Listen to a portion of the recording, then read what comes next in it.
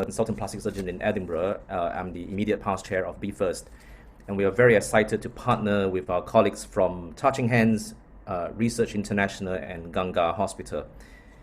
So before we begin, a couple of announcements. Your audio will be muted during the presentations, so we won't be able to hear you.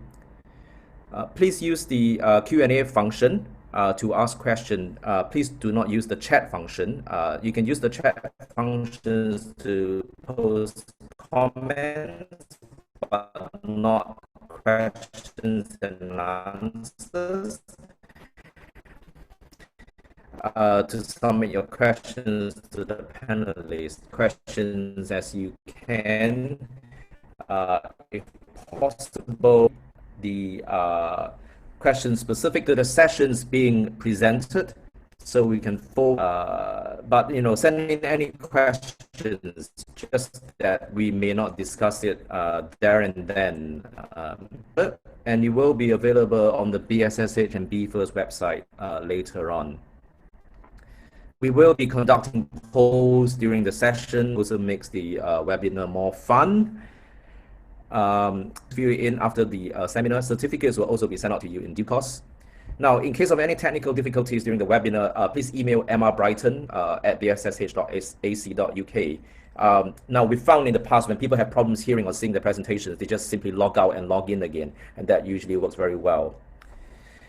So, we really hope this symposium will be very useful to every one of you. And for this reason, this two-part symposium, we've lined up a very exciting panel of national and international speakers and moderators.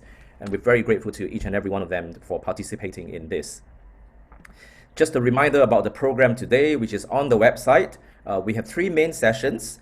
The first session is on we're going to start with a talk on embryology, and then the first session is on syndactyly, which is the commonest problem people reported seeing in their practice. And then this is followed by a session on macrodactyly, which is another common and very difficult problem. And then finally, we're going to have a miscellaneous session where we'll look at recognizing patterns in congenital hand differences, followed by a talk by Dean Boyce about very common conditions. And then we are delighted that Abraham and Shilu are able to share with us their experiences in Ethiopia and Nepal. I'm sure many of you will find their talks very useful.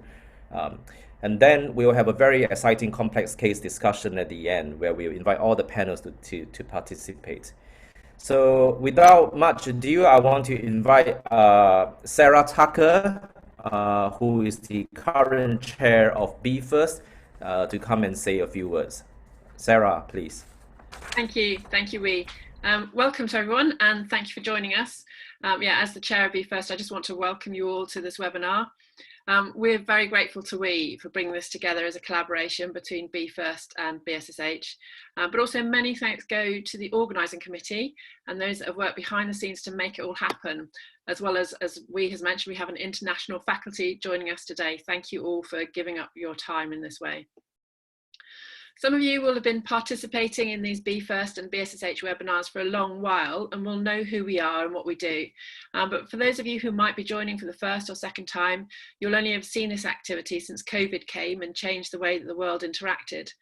So for those that haven't been with us long term, I just wanted to introduce BFIRST to you and say a bit about what we stand for and what we do. We're a charity that aims to work in partnership with local surgeons who are in less well-resourced environments by training and empowering them. We don't see ourselves as the owners of all the expertise, and we don't pretend to be in a position to tell our partners what to do.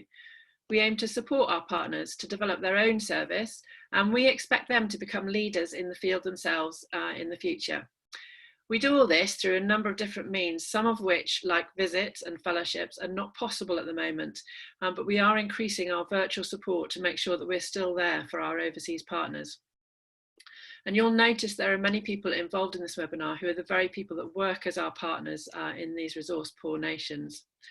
So if after being a part of this webinar and hearing about the work of BFIRST, you want to become more involved in partnership with us, feel free to contact us, which you can easily do through the BFIRST website or by emailing info@bfirst.org. So again, I'd just like to really welcome you to the webinar today. I'm sure it's going to be really positive and very useful. And without delay, I will hand you back to our chair, Wee Lam. Thank you.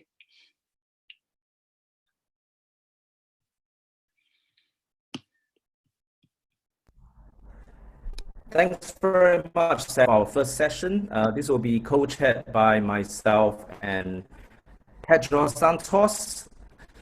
That is Pedro Santos. He is the sole plastic surgeon at Provincial Hospital in Mozambique. He was born and raised in Mozambique, in Brazil, and he traveled to many countries during his training. He was the BFIRST Fellow in 2016, and currently he collaborates regularly with multiple organizations. And that's going to be on embryology, a quick overview of embryology and classification. So,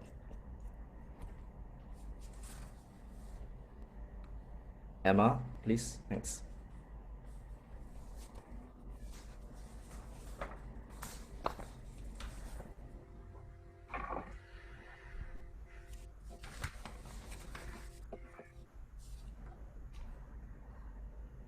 Sorry, bear with me 2 seconds. The screen's not showing when I go to share screen.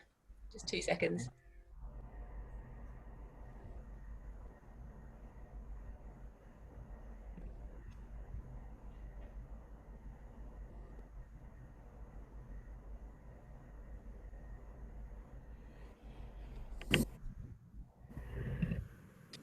So, good afternoon. I'm going to spend 5 minutes just on the introduction, embryology, and classification of congenital hand differences. Now, congenital hand differences are not uncommon. It's estimated about 1 in 200 newborns are born with this. The majority are isolated, sporadic, and non-syndromic, but some of these are not. And it is important to recognize patterns and associations, and that's why we have a talk on this later on by Jill Smith. So as a congenital hand surgeon or as a hand surgeon, we have the responsibility to not only improve the function and form of the upper limb, but also to support the family. That means we have to learn surgical skills, design pathways, understand the etiology, and also communicate with others about research avenues. So a very brief overview of embryogenesis, an extremely complicated topic. So limb formation happens really between 4 to 8 weeks. And by 8 weeks, the hand is actually formed, and then this will grow to term. Now, the position where the upper limb comes up from the body is not random. It's precisely controlled so that it doesn't come out wherever it wants to come out. And this is controlled tightly by transcription factors. And as the upper limb grows, it is programmed in 3 axes, and each of these axes has what we call a signaling center and a responsible protein. So the proximal distal axis is controlled by the apical ectodermal ridge, and the protein is fibroblast growth factor. The posterior anterior axis or ulnar radial axis is controlled by the zonal polarizing activity, and the responsible protein is sonic hedgehog.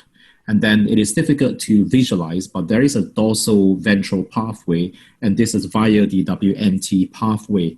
Now, if you're like me, you may find it hard to visualize, and that's why I hope this animation would help. So that's the AER and the ZPA in the developing limb bud, and then on the dorsal ectoderm, there is a signaling center, and these 3 pathways interact with one another to cause growth of the upper limb. So sometimes things can go wrong, and what causes these developmental errors? And as a result, we can get either too many fingers, too big fingers, failure to separate, which means syndactyly too small or too few. Now, a lot of the research was done using the silky chicken. So this is the chicken limb. And then with manipulations of the different signaling centers and proteins, this resulted in various malformations, which we then extrapolate to human conditions. And that has led to our current understanding of embryogenesis and why things go wrong. So this summary slide really captures everything I've said so far. And for trainees out there, this is all you need to know for your exams. Now, we have to spend some time talking quickly about classification. Classification can be general and specific. So general classification used to be the Swanson's, the 7 classification. However, this has been replaced by what we call the Olbert, Mensky, and Tonkin classification. The Swanson attempts to fit into the timeline of embryogenesis and combine this with morphology, which means what we can see, but often it is difficult to do this. So as mentioned, the Olbert, Mensky, and Tonkin classification has replaced the Swanson's as recommended by the IFSH. It has 4 main groups: malformation, deformation, dysplasia, and syndromes. And this again fits nicely into embryogenesis, with malformation happening within the first 4 to 8 weeks, and deformation and dysplasia after the limb has been formed, and syndromes happening before. So this is the general classification, and it allows every condition more or less to be given a specific group within this classification, and this has allowed us to speak with one voice much easier. Now, it is still a difficult classification, and for this reason, we have designed what we call the OMT Medical Reference App, and this is available for free download via Google Play and App Store. And I really encourage all of you to download this app. It contains lots of photographs and information for congenital anomalies. And so finally, classification for specific conditions. I'm not going to talk a lot about this, just to say that throughout these 2-part seminars, we will be going into specifics of each condition and their classification. So that's a very quick overview of introduction, embryogenesis, and classification. And with that, we shall start this symposium proper. Thank you very much. Thank you, Mr. Lam. Thank you for the presentation. Welcome everybody to this Symposium on Congenital Hand Deformities. This team are an excellent surgical team, and we've had a lot of fun working with them. So thank you, Romesh and your team, and thank you, BFIRST, for all your support. Thank you very much, Brent. We're gonna conduct our first poll now. So Emma, if you can bring up the first poll. So this poll is about skin grafts. Now, you don't always use skin grafts, but if you do use skin grafts, where would you take it from? So can everybody participate?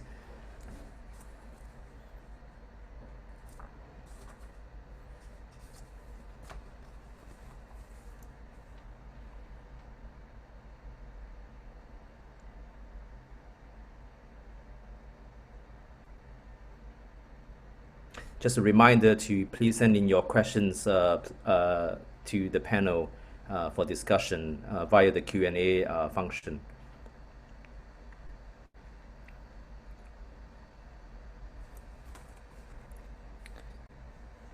Okay, so you can see that the majority would like to take their skin graft from the groin, and in second place is wrist and then upper arm.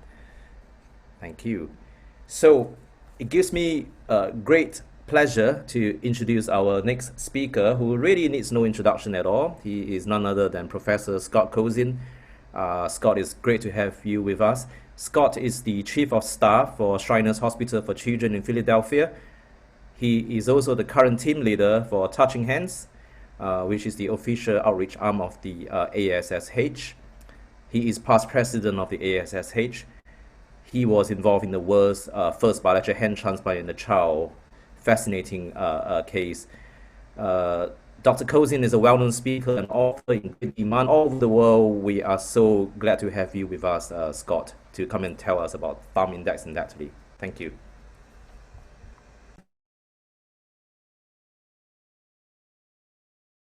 Scott, you're muted. About that. Is that better, Wee? Yeah, that's better. Thanks. Okay. Thank you very much. And good morning from the United States of America. And I wish the 350 participants on the call safety during this complicated times. So we asked me to give a talk on thumb index and dactyly. And what I thought I would do is expand the talk a little bit to plain thumb index narrowing, because you see it in syndactyly and you see it in other entities. The take-home points is the first web space is critical. We don't realize how much we use our first web space. We need adequate breadth and adequate strength for object acquisition and for holding objects. So in general, a narrow first web space is not very good for function. In general, a thumb that's in the palm is not very good for function. So the goal is going to be, how do we address the narrowed first web space with syndactyly and other etiologies? And we see narrow first web spaces in a lot of different entities in congenital hand surgery. Clearly, syndactyly, hypoplastic thumbs often have a narrow thumb index web space. APERS that was just elegantly mentioned, arthrogryposis, and cleft hand. And what I thought I would do today is just talk about degrees of narrowing from mild to moderate to severe. And again, these apply to all our congenital differences that we see. And I'd like to spend some time talking about how we address the mild, how we address the moderate, and how we address the severe narrowing or absent of the thumb index web space. So mild we see in symbrachydactyly, hypoplastic thumbs, and amniotic bands, as you see here. So the slide on the left is a picture of a child with Poland's with a classic symbrachydactyly hand. And obviously the slide on the right is the amniotic disruption sequence or amniotic bands. And the bands can simply be separated to open up the thumb index web space. So moving on to mild, I'm going to talk a little bit just about the relative syndactyly and hypoplastic thumb. So a type 2 hypoplastic thumb will have a thenar deficiency that will reconstruct with a tendon transfer. The ulnar collateral ligament will require reconstruction. But the main purpose of this talk is to talk about the narrow first web space. So for mild syndactyly, or for mild thumb index web space narrowing, we can simply manifest and lengthen the skin by a 4-flap Z-plasty. We prefer a 4-flap because it leads to a rounded contour. We prefer a 4-flap because it increases the distance about 150%. But we teach our residents and fellows that it's not just the skin.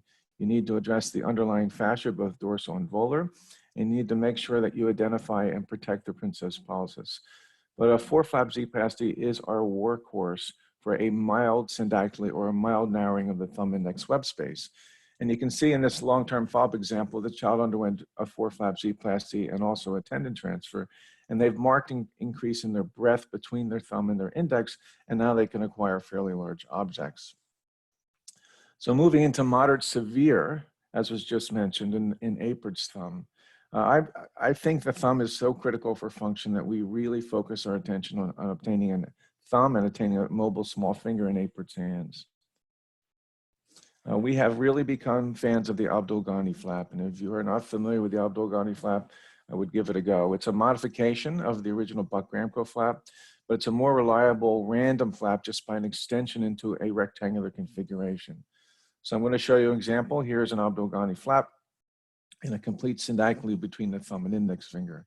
So if you recall, the Buck-Ramco was a rounded type flap, and now Abdul-Ghani has extended it in this rectangular configuration. And that simple modification has led to a more reliable flap without loss of the flap between the thumb and index finger after separation. And then, as Brand just mentioned, you see this distal separation in a zigzag fashion, the flaps that are interdigitating, mirrored and opposite, both volar and dorsal. And here is the separation.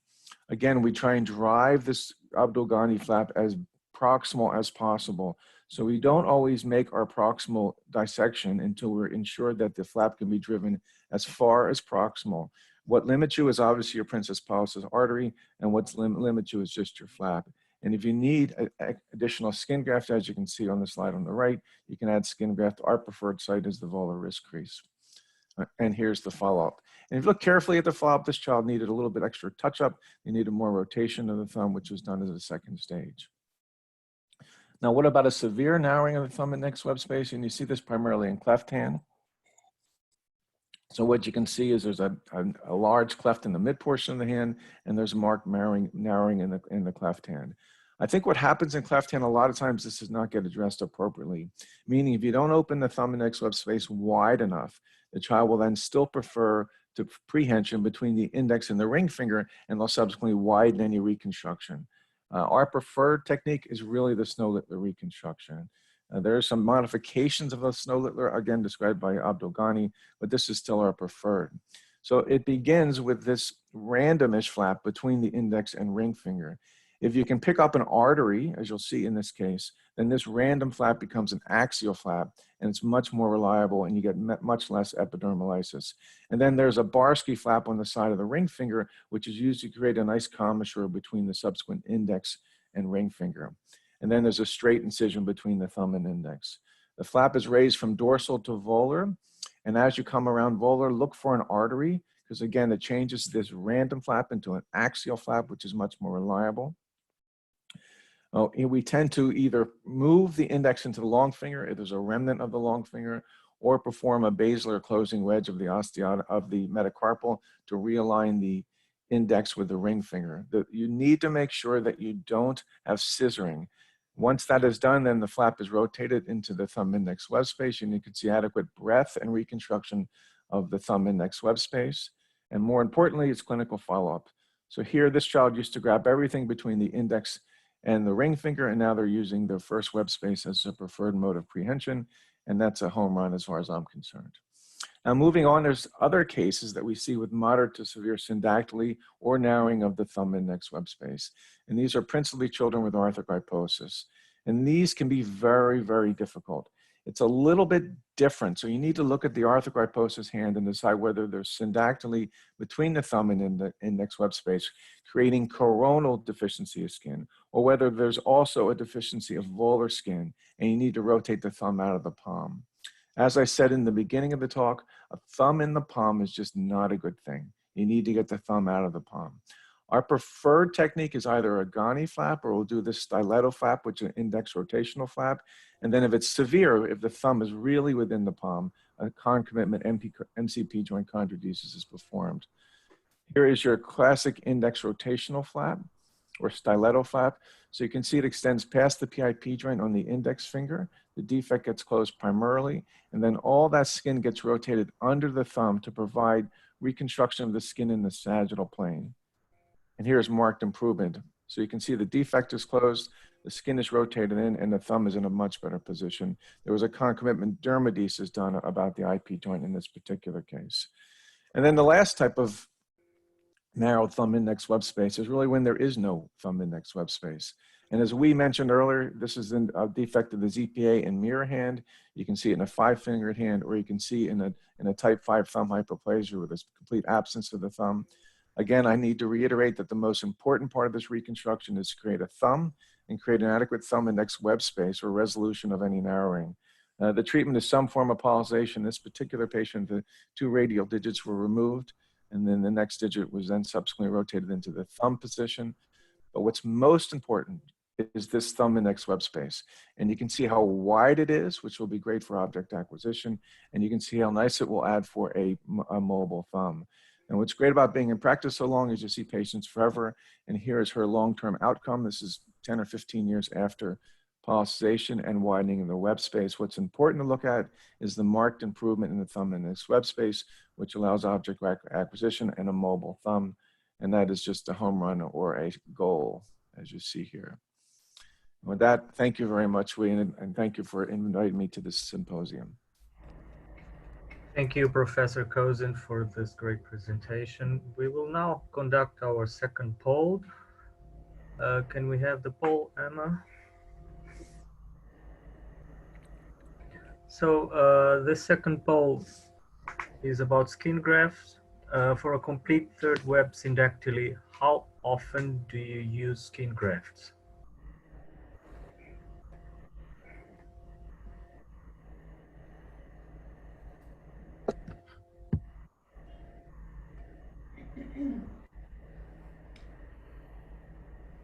Can we have the answers?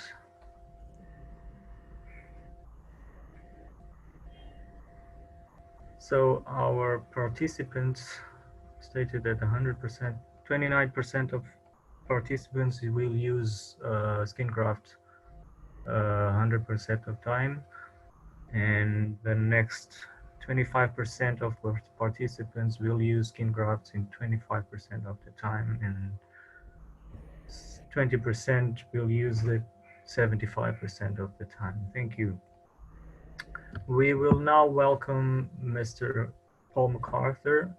Mr. Paul MacArthur is a consultant hand and plastic surgeon at the Mersey Regional Plastic Surgery Unit based at Winston Hospital in Liverpool and at Elder Hay Children's Hospital.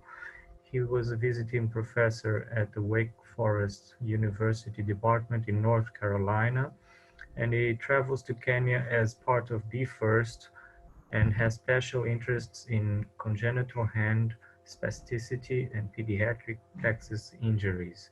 He will be talking to us about the graftless techniques on syndactyly. Mr. MacArthur, please.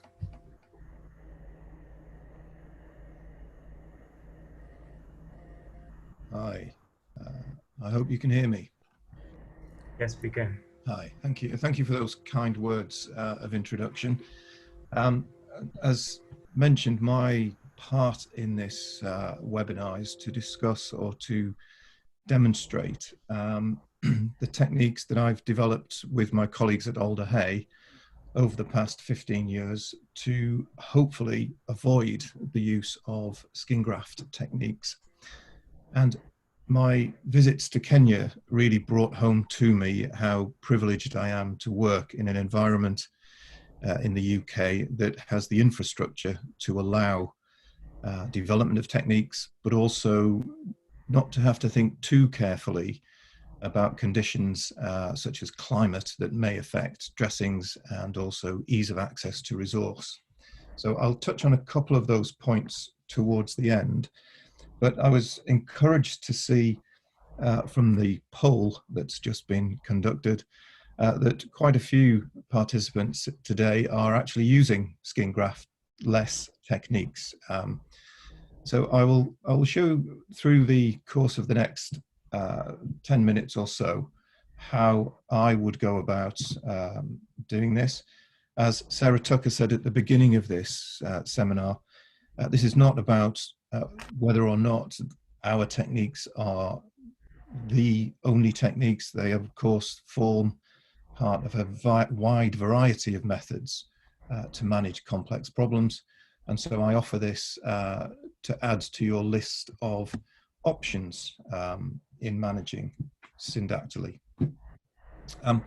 So the techniques I'm going to talk about are, broadly speaking, the stingray flap and the islanded web transfer for managing all aspects of Paul, you have to put, sorry, Paul, you have to put your thing on slideshow and move the...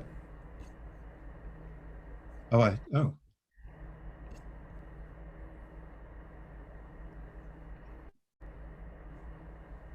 Okay, are we... Nope, it's still not on slideshow.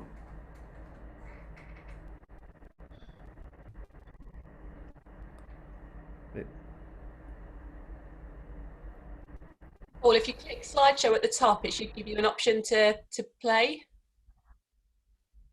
Yeah, that's what we're doing. We're running here.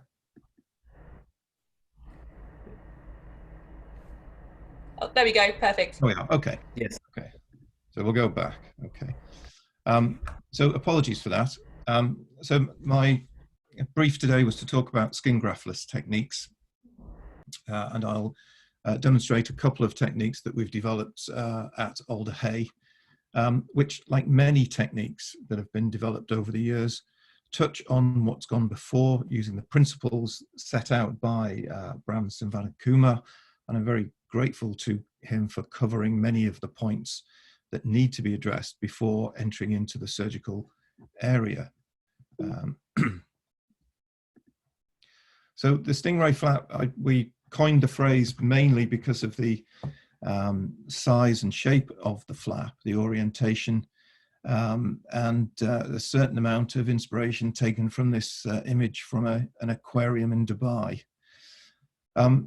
The skin markings are as demonstrated here on the left. The green lines indicate the midline, and perhaps what is slightly different about this technique is that I would encourage people to go beyond the midline of each digit in creating the wing of the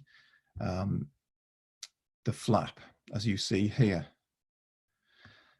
This allows for easier closure, but it also might raise the question of what do you do if you have 3 digits?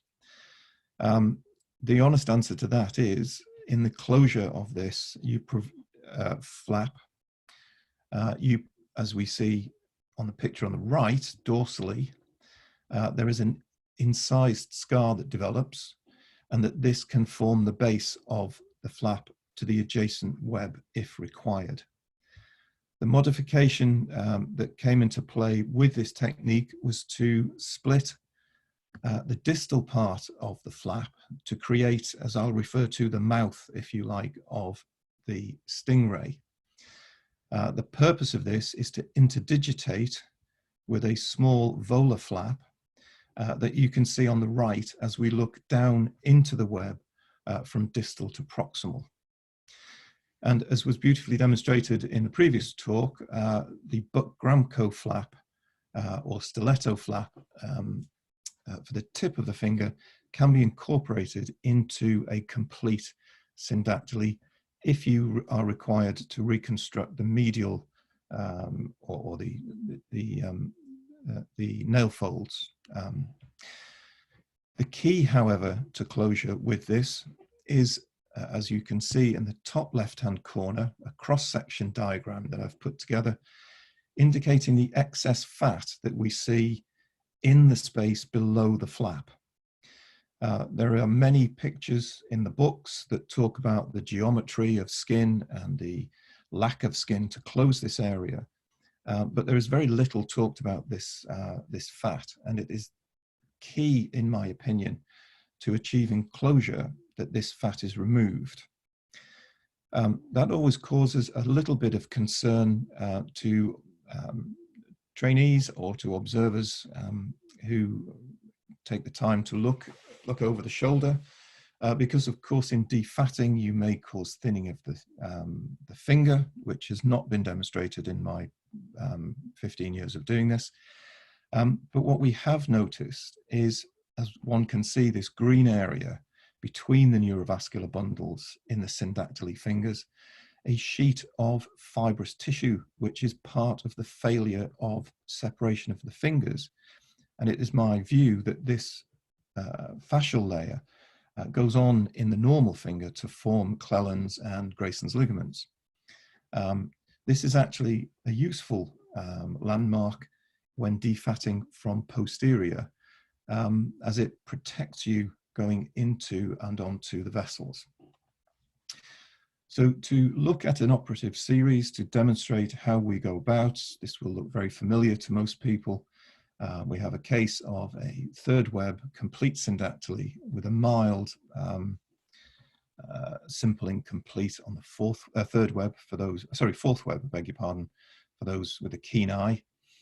The volar flaps are drawn in a very similar way with zigzags along the finger, as we've already seen. But you can note the small V-shaped flap on the palm, as we see here, that will interdigitate with the mouth of the stingray flap.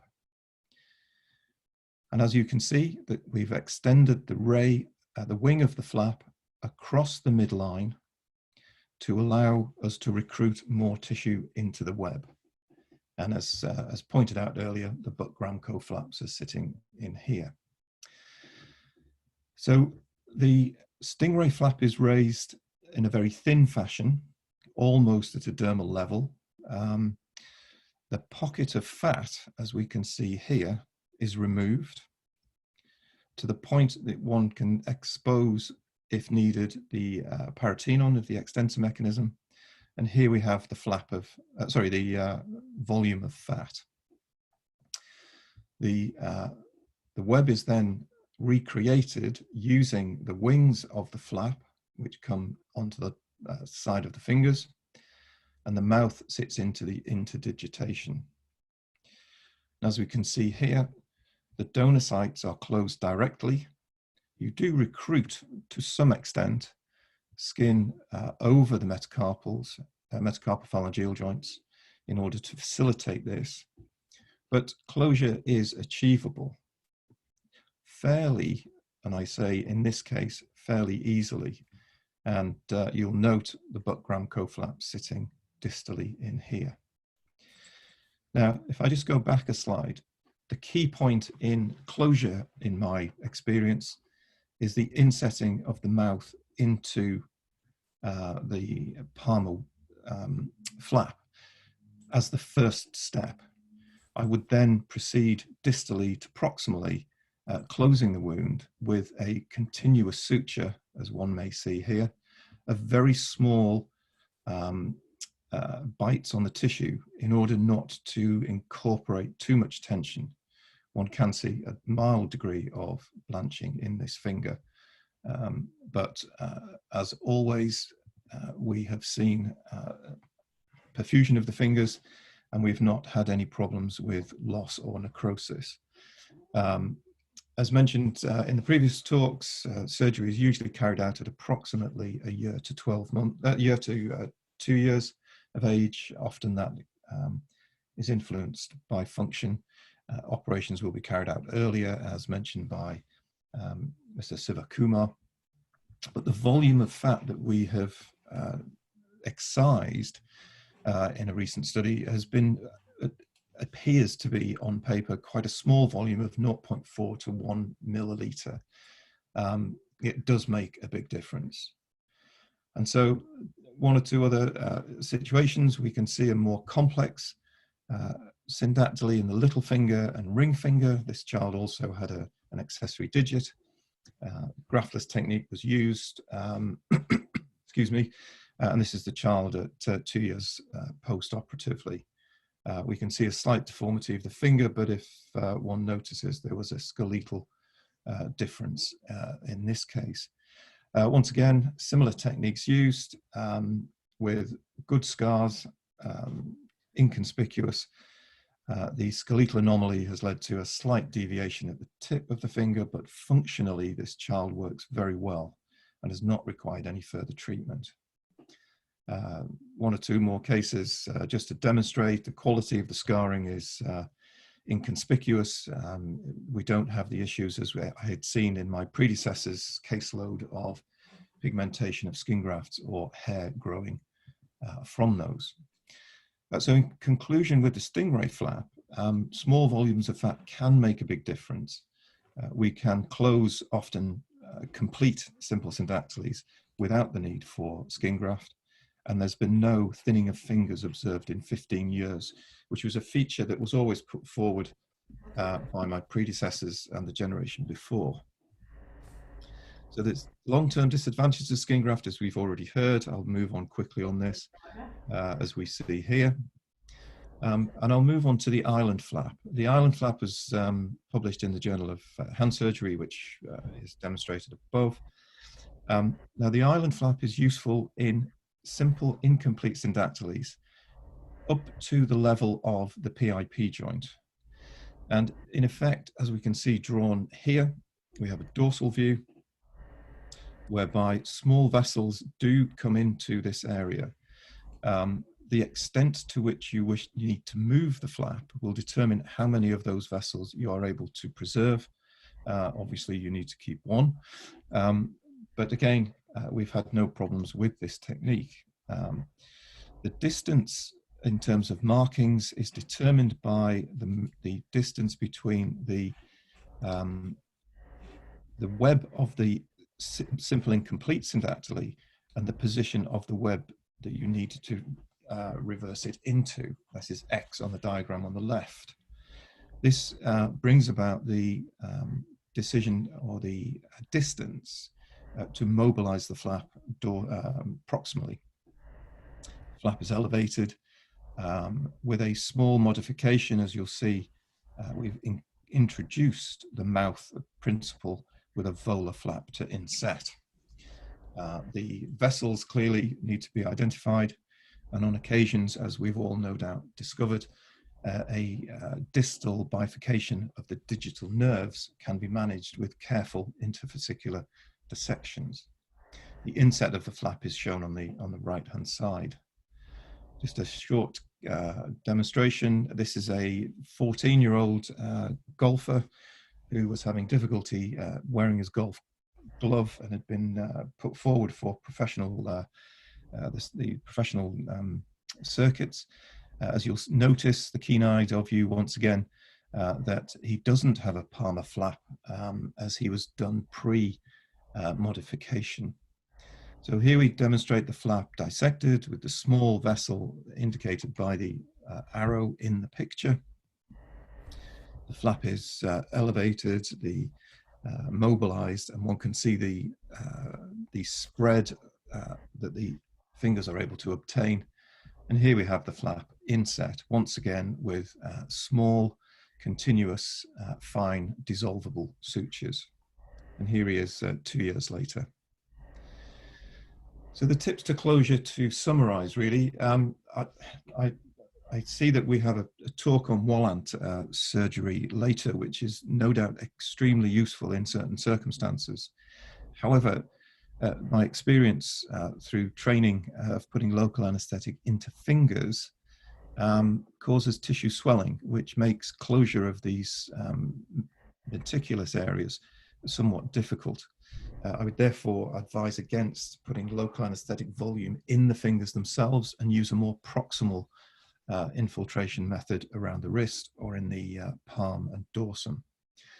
Careful planning is always a tenet of plastic surgery. And we saw from Mr. Sivakumar's methods of using the drapes, which is an excellent idea not to get confused. But please remove the fat. It will facilitate the closure of these wounds. It will facilitate the closure of the mouth, as mentioned before, first, and then to work distal to proximal with a continuous suture using small intervals and close to the incised edges. The continuous sutures I use dissolvable monocryl 5-0. I'm sure there are other appropriate sutures available in different parts of the world. I've avoided using Vicryl because of potential infection risk on a braided suture, and it doesn't seem to hold quite as well as monocryl in my hands. The dressings are key. I've learned from my experience in Kenya that to rethink how I do my wounds. And I now move towards sealing the wounds with histoacryl glue or tissue glue as a dressing to avoid the wounds coming into contact if the dressings slip. And this has proved very useful. We're gathering information and hopefully we will present on that at some point in the future. Again, in my experience, in my environment, in my climate, we are able to use Mepitel, gauze, wool and crepe. I don't use plaster of Paris. And ideally, if you are able to, and if your patients are able to, leave the dressings in situ for 2 weeks, at which time the vast majority of these wounds are healed. So the key points, we have a high number of, in our center, we've used 95% of this technique in 95% of cases. We've had no donor site morbidity, primarily because we don't have a donor site, and we don't have the problems with full thickness skin grafts. And just to show some of the problems, these are pictures which I'm grateful from my visits in Kenya. One can see the hypertrophic scar from a donor site on the left-hand side of this child.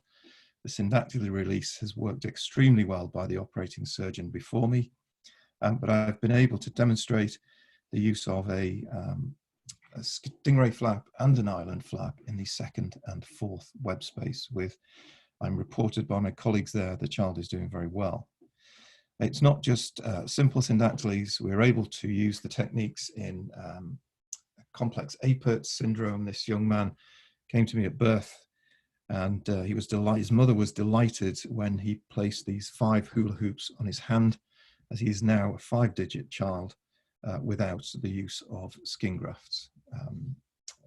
Thank you for your time, and thank you to BFIRST and the BSSH for giving me the opportunity to share this technique. Thank you. Thank you very much, Paul. Excellent talk. We're going to move on to our last speaker now. And he is, again, a speaker who requires no introduction. He's well known to all of us. He is Professor Raja Sabapathy, who is the chairman of the Department of Plastic Surgery at the world-renowned Ganga Hospital in India, past president of the Indian Hand Society, Indian Society for Reconstructive Microsurgery, and Brachial Plexus Group. Raja, thank you very much for coming to speak to us about how to avoid and manage complications. Yeah, thanks, Wei, for this opportunity. One second. Yeah, the question is how to avoid complications. If anyone has listened to the first 3 lectures and they exactly do what they say, I think you will avoid the complications. And it's very important to avoid complications, particularly in a country like India, because simple syndactyly, if you don't do anything, they don't have a functional deficit. But then if you have a complication, usually it downgrades function, and that's exactly not acceptable. And how to avoid is plan well. And in our setting, we find that we do have used graftless technique, and that's for an expert. I think if you are starting, and many a time now you will require grafts, and I'll come to that as true. If you ask for complications, the most dreaded complication is digital necrosis. I think there's some small tip part of it may necrose, and it could be partial too. It's very, very rare, but that's the most dreaded complication. It can happen if the separation of the central digits, and when you have 3 or 4 syndactyles, so that's the reason say don't separate syndactyles on both sides at the same time. And when you do that, I think what we do, even here it doesn't occur. Very rare to have this complication. I think only one thing they say, if they have the one vessel, the question is to which side do you have to leave it. What we do have to do is, see, suppose it's a single vessel, you leave it on the side of the central digit. Suppose you are separating this, leave it on this side. So that the border digits will always have blood, so the marginal digits will always survive. So if you have to leave a blood vessel, leave it on the other side, so that in case when you separate in between the fingers, and you don't have to worry at all, because definitely there's at least one finger, this thing which is left. And during simple syndactyl separation, if at the end of surgery, the fingertips look pale, then release some sutures. I think don't think it will get better and then leave them off. If you're not able to follow them, I think some of them will necrose, some tips are necrose. I think what it really requires is to remove the sutures. Maybe now it may require a little bit of graft. So that's very important. The next is the problem of web creep. I think this is the commonest complication that we have. I think necrosis is very rare. So what's web creep is a distal migration of the web, so that it appears as if there's a partial recurrence of the deformity. If you get a result like this, it's good. And I just borrowed this from the Peter Waters book. I always use skin graft. And the next thing that we use is you have a big flap into the web. I think when you do a syndactyl, you must have a flap in the web. I think no matter what you choose, I think you choose any technique you like, graft technique, graftless technique, but you need to have a good flap in the web, which is a viable flap, and then you will not have it. And deviation and contraction of the fingers. And what we tell our people is don't try too hard to avoid grafts. I think you will not face this problem. As a beginner, I used grafts. And when I consistently got good results, I think we are reluctant to change and continue to use grafts. But then if you use grafts, I think a lot of people use grafts in India and in the many of the developing countries. They don't use a full thickness. They always, sometimes they go on to a split thickness. I think that's no. Either use a graftless technique or use a full thickness graft. And when you're harvesting a full thickness, you need to be very careful so that you don't get hair. And I always mark the size of the grafts and number them, and then put them numbers like this. How do you take it so that you make it quicker? And then when you incise them, you incise the margins deeply and makes a lot of small scratches here. And then harvest the whole thing. I think that's the way to harvest, so that harvesting is easy, so that you don't really miss, you don't really lose grafts. A bad outcome, I will show you a bad outcome. So this is a bad outcome. And what you really need to have, I think we'll get back to that same child, see. The graft must take well. If they don't take well, that means now you need to graft them. Suppose if you allow them to heal by secondary intention, with few dressings, the children heal very easily, I think raw area, and then rapidly can narrow it. And then as the child grows, it goes to a very bad deviation. See, we have done a graft, and then see, you look here, 2 weeks. So we look at it 2 weeks. I think 2 weeks, it must be nice. The graft must have taken well.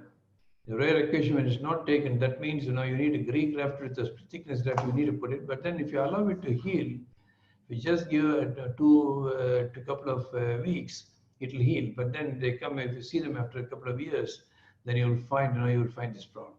So the moral of the story is, if at the end of 2 weeks you lost the graft it again. The timing of surgery, we find the complications are higher if you graft them, if you separate the syndactyl very early. That's because when you do it very early, the flaps are smaller. Or if you have to graft it, the grafts are where the area is very small. And you really don't know whether you have lost a big area. Even if a small area, the graft is lost, you will find it's supposed to be very insignificant, but then it becomes very significant when the child grows. So the goal is that you need to get all the raw areas healed primarily. And the post-op care is very important. I think one of the simple ways of doing how we prevent the web creep is we roll the 3M tape. You make a complete roll of the 3M tape and then put a bulky roll, and that's available everywhere. And then I put it in the web and then put another tape on this. We give every patient a one roll of 3M tape. I think it works very well. Of course, the silicone gel sheets, all these things are there, but then this one works very well. It's very cheap and then it's available. And even in tropical countries, it's very good. The nameplate deformities, I think a lot of it has been, the Buck-Ramko's flap has been alluded to in quite a few times. But the most important is when you do this, the flap just has to cost, I think almost beyond the midline it has to cost. Only beyond the midline, and it has to be a good flap. It cannot be a very thin flap, and it has to be a good flap so that it covers on the side. And at the end of it, when you separate it, it must look like this. I think because you must have this much of the flap has been there, so it must look like that. And make a full plan in complex syndactyl is always take an X-ray. Sometimes people don't take an X-ray and then lay it on. And when you speak to the parents, because when you operate a child, you're not operating a child, you're operating the parents. And if you have a problem with the X-ray, suppose you must not fail to detect this delta phalanx. So if after the separation, that phalanx, that finger will be bent, then you need to be aware of it before. So you need to talk to them about it. See, it will get there, but then you will find that there is a small amount of bend that will get, and which you need to correct it at a later stage. And sometimes in syndactyl, beware of buried skin. I think they might have inside the buried skin causing infection. So they come up and they find cellulitis.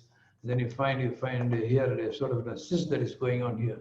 I think a dermal cyst that is there, and that you should be very careful. Do not worry about multiple stages needed in multiple syndactyl. I think don't try to overdo, but then you must do each stage very well. Small compromises you make in each stage will lead on to a much bigger compromises in the outcome. For example, this is a child who has got that's the right hand, and that's the left hand. So you need a thumb, and you need to separate down this syndactyl. So that's the result that we got after separation of the syndactyl and polycization of both sides. I think, but then you find each side when it's separated, we saw to that the wounds have healed well, and that's the same child now operating with the left hand and using the right hand also. He is on very well. So we are coming from this stage to here, and we have come from here to here. So only thing is that the most important is each stage you do it now very well. So that's a 10-year follow-up of this child. So child is able to do all her activities, able to pinch and do all activities. So to conclude, before that, there's one more. Don't overdo. I think this is also alluded to before. See, a child comes like this, and it's very important the thumb comes out. I think it has to come out now very early. So the thumb comes out. But once the thumb comes out, see, that's how you got.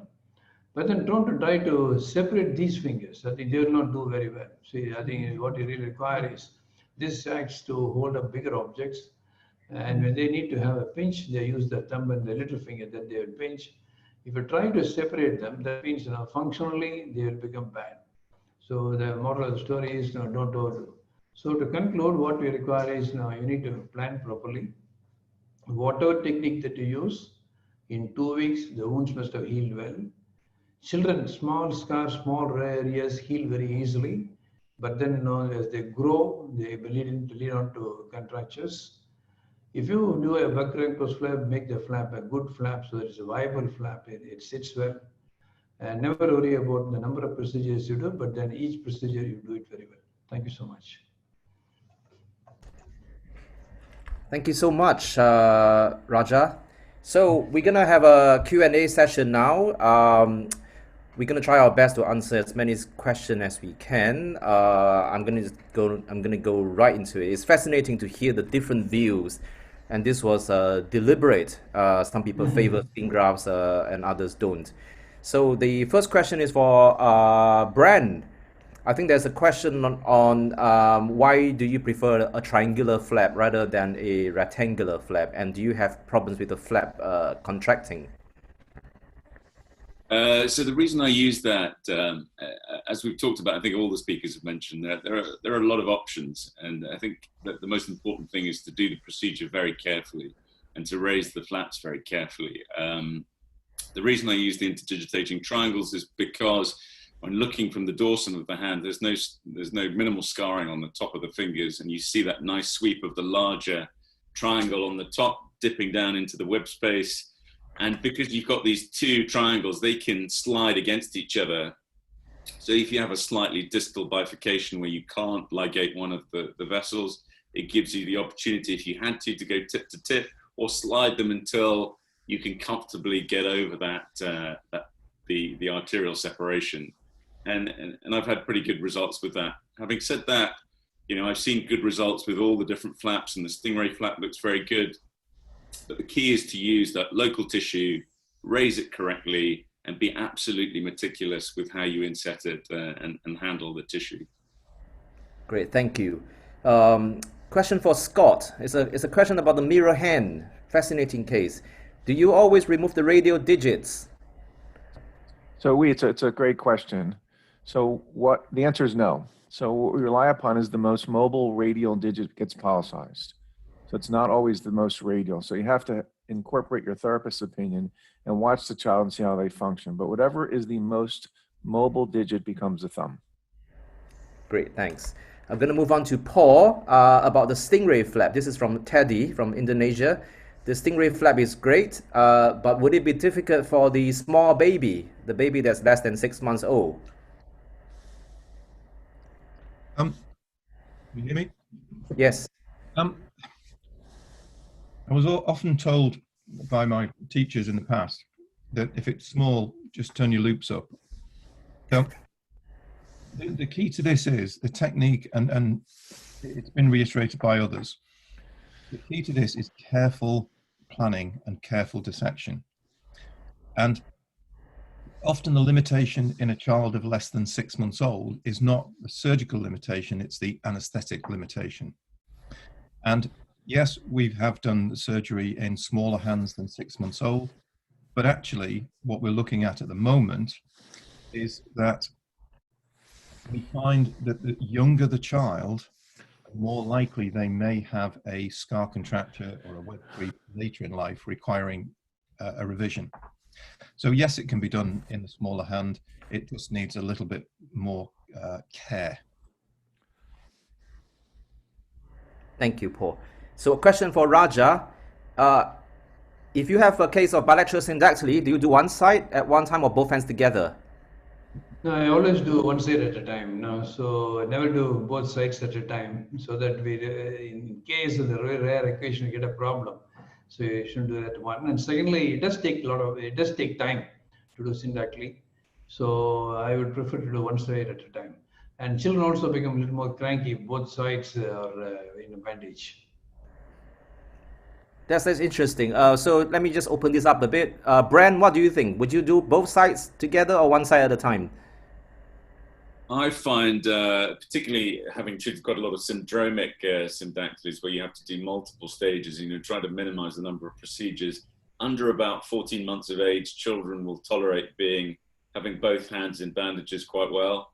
As they get a little bit older than that, I think they get quite frustrated. They're very adaptable, but I tend to, with the older kids, stage it. So I'll try and get the majority of those separations done one hand at a time. So I'll do one hand, bring them back 2 weeks later, change the dressing on that hand, do the other hand at the same time. And then 2 weeks after that, come back and do the change of dressing on both sides. So you can combine as much as possible. Great, thanks, Bran. Scott, what do you do? So we do both sides at one time, and primarily because I have a very talented partner, Dan's-Latello. So we'll do both sides. It's a little bit harder on the babies. So we tend to put one arm on an arm board and one arm on the OR table itself. And then the person that's operating the table kind of spreads their legs to get into the arm. But we prefer to do both sides from an anesthetic, number of anesthetic times. Great. Paul? Well, I've been a firm believer in one hand at a time for reasons of the younger children putting their hands and bandages in their mouth, risk of infection and so on, although I have to say we haven't had those problems. But I agree, we stage it, we do one side, we may do, for example, in an APERS child, we'll do second and fourth web space on the left, we may then go to the right to do the second and fourth, and then we'll come back and do the third web. We do that slightly differently, of course. If the thumb's involved, we'll do first and third first, and we'll switch to second and fourth later. But yes, as a general principle, we work one hand at a time, and I have an extremely experienced and fantastic hand surgery sister who I'm pleased to say we've not needed to put the children to sleep for any dressing changes, and so that allows for a little bit more planning and a reduction in the anesthetic time for the children. Thanks, Paul. We're going to move on, actually. I mean, there's still quite a few questions on syndactyly. I'm going to invite the panel to just type your answers if you can, so they will be answered, but we are running slightly behind, not too bad. But we're going to move on to our session on macrodactyly. I want to introduce the two chairs. One is Bren, whom we have already heard his talk. He's a consultant from Great Ormond Street Hospital, currently in Doha. And the other co-chair is Huyen Tran. I have the delight of meeting Huyen in Vietnam. She is a consultant plastic surgeon at the Viet Duc Hospital in Hanoi. She has been in practice for 15 years. She was a BFIRST fellow, Syntax fellow. We're very glad to have Huyen and Bren chair this session. So I hand over to you guys now. Thanks, Wee. So macrodactyly, it's a very challenging problem, something that's both functionally debilitating and can be cosmetically very upsetting for children and their families. Whenever I'm on a panel or I'm asked for advice regarding a case, I can guarantee that there'll be a macrodactyly case within that mix. Often it's not as straightforward as amputation, particularly if the thumb is involved. So very excited to hear this next session, and we're honoured to have Professor Scott Cozen start the session off with the principles. So I'll hand over to him first. Thank you very much. Let me just share my screen. Bren, do you see my screen or no? No, Scott, I think you got to share the PowerPoint bit. Give me 1 second. It's in your desktop. Yep, it's coming. How about now? Great, Yep. Thanks. Yep, sorry for that confusion. So I'm going to introduce the section, talk about macrodactyly principles of management. And as Bren said, these are very difficult children to treat, and they are really, really challenging for the best of the best congenital hand surgeons and vascular surgeons. I do have a few take-home points, and we've learned this over the years. It used to be this hodgepodge of different entities, but they're all part of the pica-related overgrowth spectrum. It's rare and it's difficult to treat, but this has consolidated the concept of macrodactyly, at least for me, into this entire overgrowth spectrum, and it's made it more clear from an understanding standpoint. But it can affect the fingers, the hand, or the limb. But the dysregulation, this is what we spoke about before, is post-zygotic. So it's a gain in function mutation in this pica, a component of the mTOR pathway. So I'm going to show you a very complicated slide, but the point of the slide is if you look at the overgrowth spectrum syndromes on the left, whether it be macrodactyly, fibroadipose overgrowth, muscle hemihypertrophy, which we'll talk about, cloves, all these entities are all related to the same signaling pathway.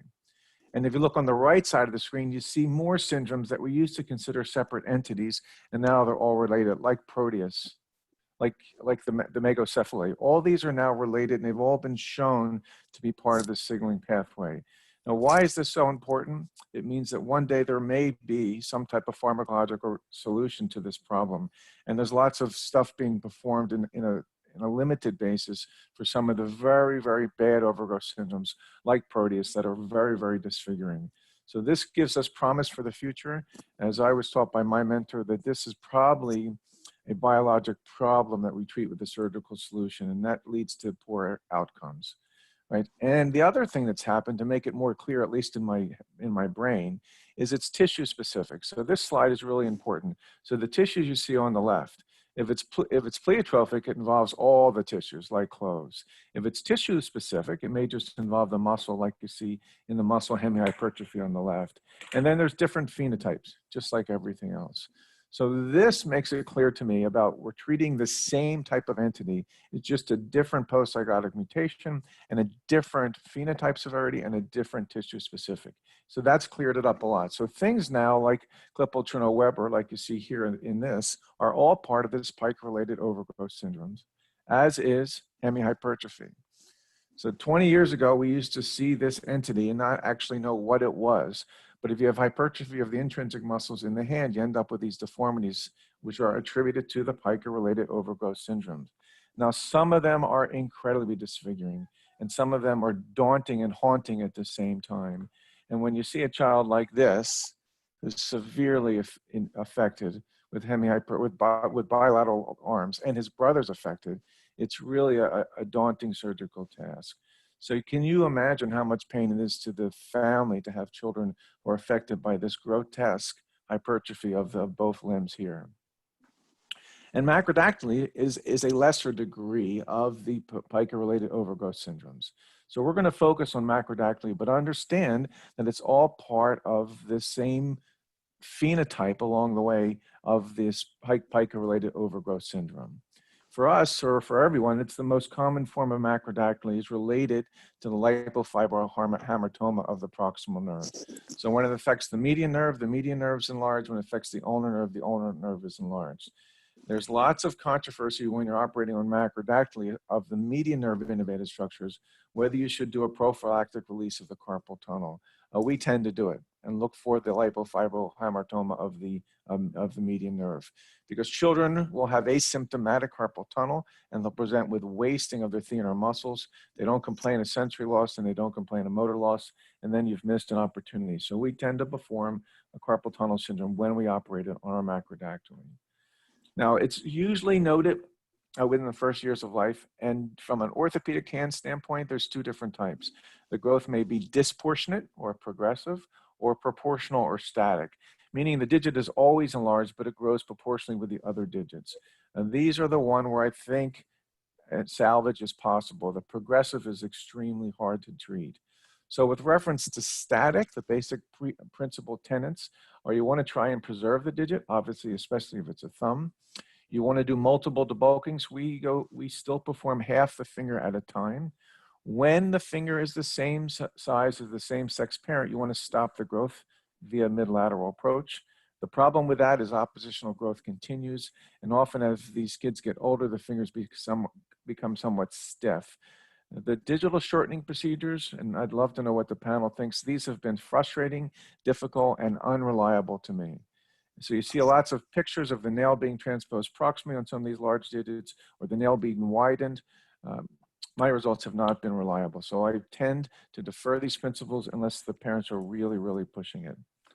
Now here's an example of a girl with muscular hemihypertrophy who had static macrodactyly of her fingers. So if you look at her hands, it's the right hand that's more affected than the left, although there is widening and splaying of the fingers on both sides.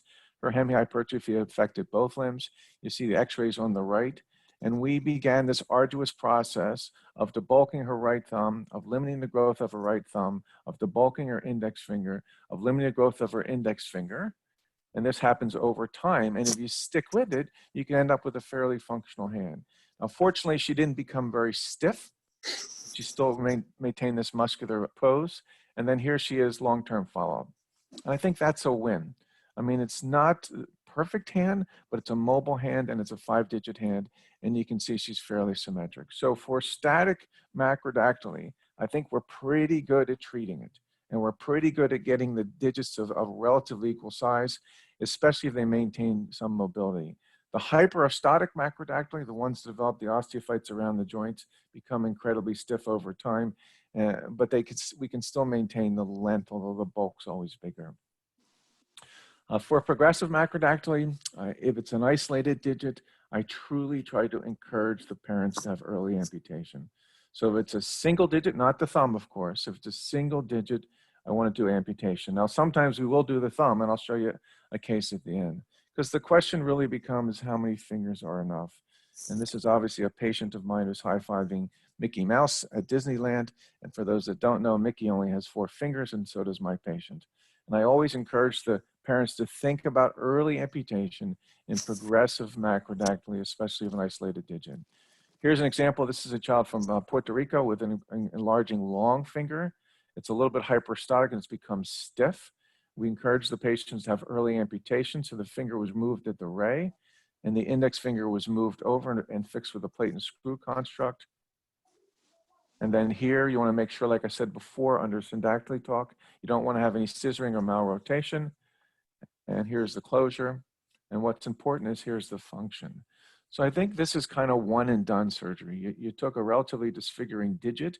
You didn't spend countless surgeries and end up with a stiff digit. You removed it and you end up with a functional hand. So that is my preference for a progressive macrodactyly of a single digit. And here's his function again. A case of progressive macrodactyly involving the thumb and index. This is when our touching hands visited Ethiopia. We'll hear Ethiopia talk later this morning. It's a 2-year-old with progressive deformity. I don't know how to manage this problem of Usman. And Usman is pictured on the left, and that's Richard Gardner, who's an expat who functions at Cure Hospital, and that's Duredi Fufa, my partner in crime in Ethiopia. But look at the size and look at the girth of Usman's hand. I can't think of a surgical way to reconstruct the thumb or a surgical way to preserve the index finger. So this is help. And what we did here is we amputated the thumb and index finger, and we performed a long finger amputation. And we've now done this a half dozen times. It works. It's a little bit of a difficult operation. I'd recommend you do it with a friend like Duredi. And then once you have the operation done, you end up with these large nerves that are cut, and you end up removing this enlarged, grossly enlarged thumb and this grossly enlarged index finger.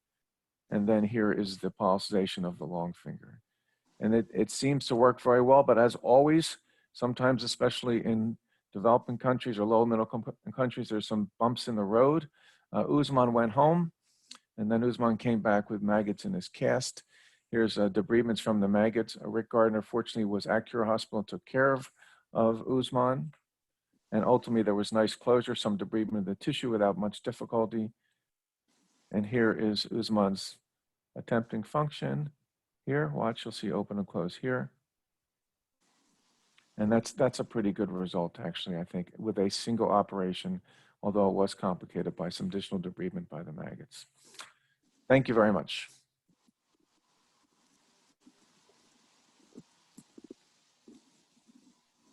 Thank you very much, Professor Scott Cousin, for such excellent topic presentation. Next up, we have poem time for third poem.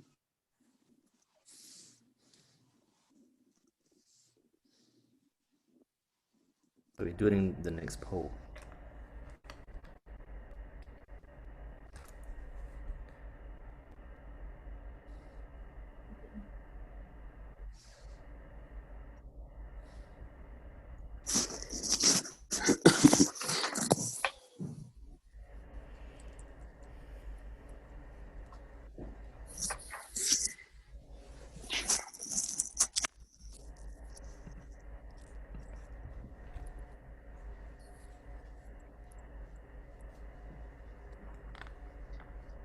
The question in the practice and experience.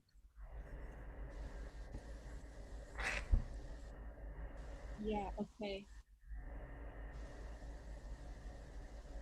For this poem, our result shows 45% debooking and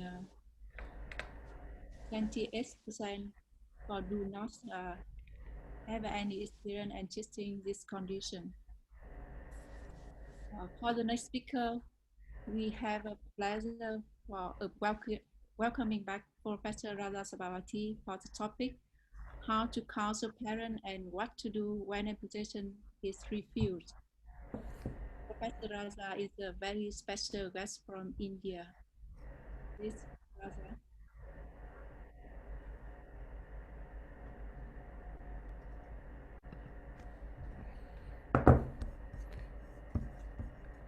Raza. Raja, you're muted. Sorry, Raja, you're muted.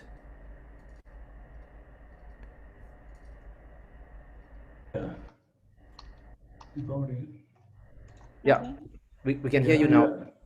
Yeah. Yes.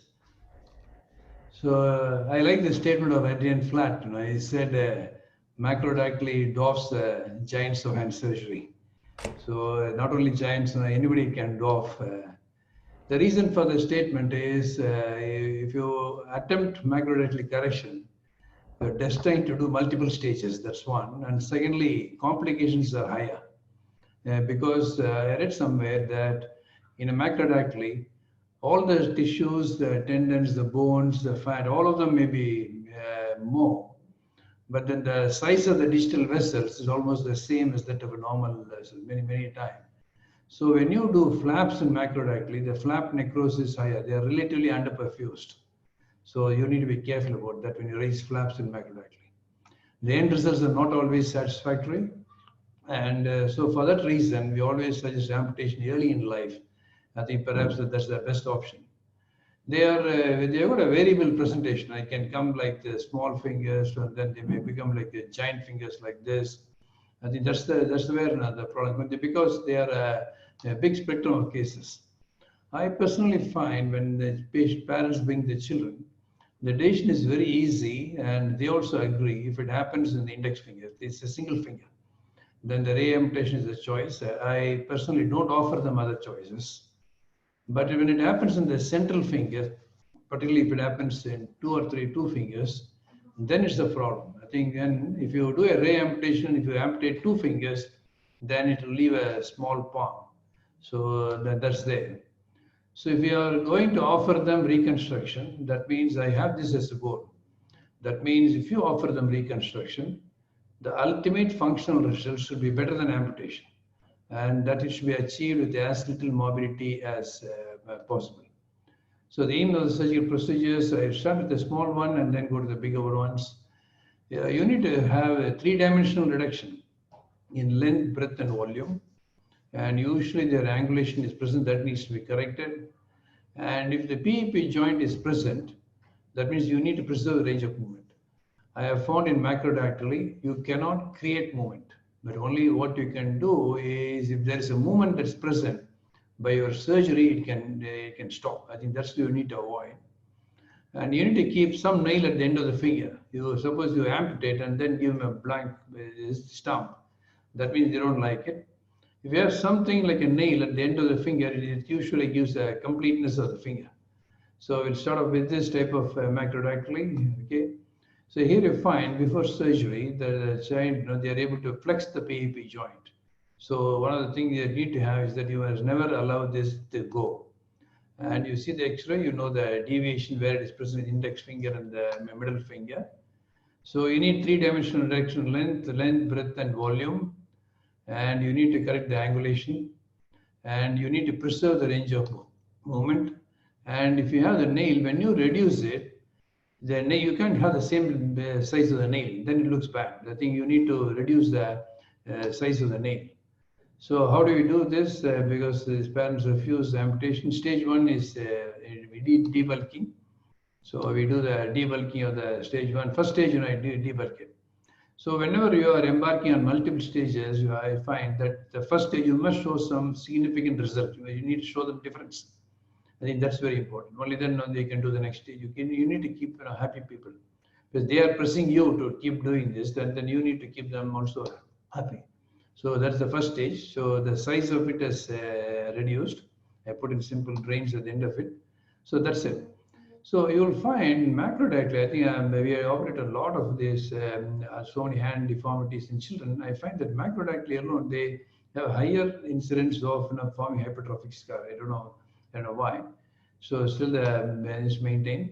And that's the next stage. And this is the most complicated stage. I think this is my drawing at after the operation. So what happens is that's the relative size of the nails that we do. To reduce the three-dimensional, see, I do this. I think you need to make an incision here. You cut the center part of the terminal phalanx is divided. You do it straight away, go in and divide it. And this part of it is osteotomy. I think so. You need to have an arthritis over here. This is it. And then this part of the nail bed is removed because you need to reduce it. And then you have to bring them closer because the bone is gone. You take a stitch at the germinal matrix level. You need to take a stitch and bring them close. So put it in the line drawing. I think that's the way they joined, and then we'll see how it is done. So that's the marking. So this I'll be taking it off. This much of center part of it, I'll take that off first. And then we are doing the osteotomy in the middle. I think the terminal phalanx distal phalanx is divided. The central part of the distal phalanx is divided. So that means that part of the distal phalanx is gone. The articular surface is gone. So this is what is gone now. And next is if you have a deviation, you just make some adjustments in the bone as the adjustments that you do, it's an adjustment in the bone. And now it is becoming shorter. And you need to reduce the total length you need to reduce. Because we are taking the central part, this part of the nail is reduced, but then you need to reduce the upper part. So this I reduced it later. Now we reduce this, I reduced, cut it up. And then you fix with one wire. Now you can't fix both the parts. You can fix one because the distal phalanx is intimately adherent to the nail bed. That part of it which is retained, you shouldn't not disturb. So by suturing the nail bed, you can suture it. So that's it. That's the size of it you get. So that's such a big nail we have got. I think that's the nail. That's the nail we have got. So this has been the length of the nail, and that's the short of the nail that we have got at this stage. And the follow-up at 7 months is this. So the final result that you have is this finger which has been bent. This has not been bent, and such a huge nail you had a nail, and then they retained the flexibility of the finger. So before you started here, and you end here. So that's the way you end, and you started there, and then you end here. I think that's the radiograph that you end here on a long-term basis. And then you're able to use it. But if you really find how well they use it quite all right if you don't really mess up the PAP joint. And this child is now grown to, he's in the medical school now. So now we come to the next bigger problem. So if you have this bigger problem, there again now we have to have some strategy changes, and that's the X-ray. Here again, we tell the parents, you need to amputate. I think that's the best answer. I send them back. I think again they'll come. I think I send them back. And they will ask me whether if you got any patients to show, can you show us some pictures who we have done. I don't show them. I tell them amputation.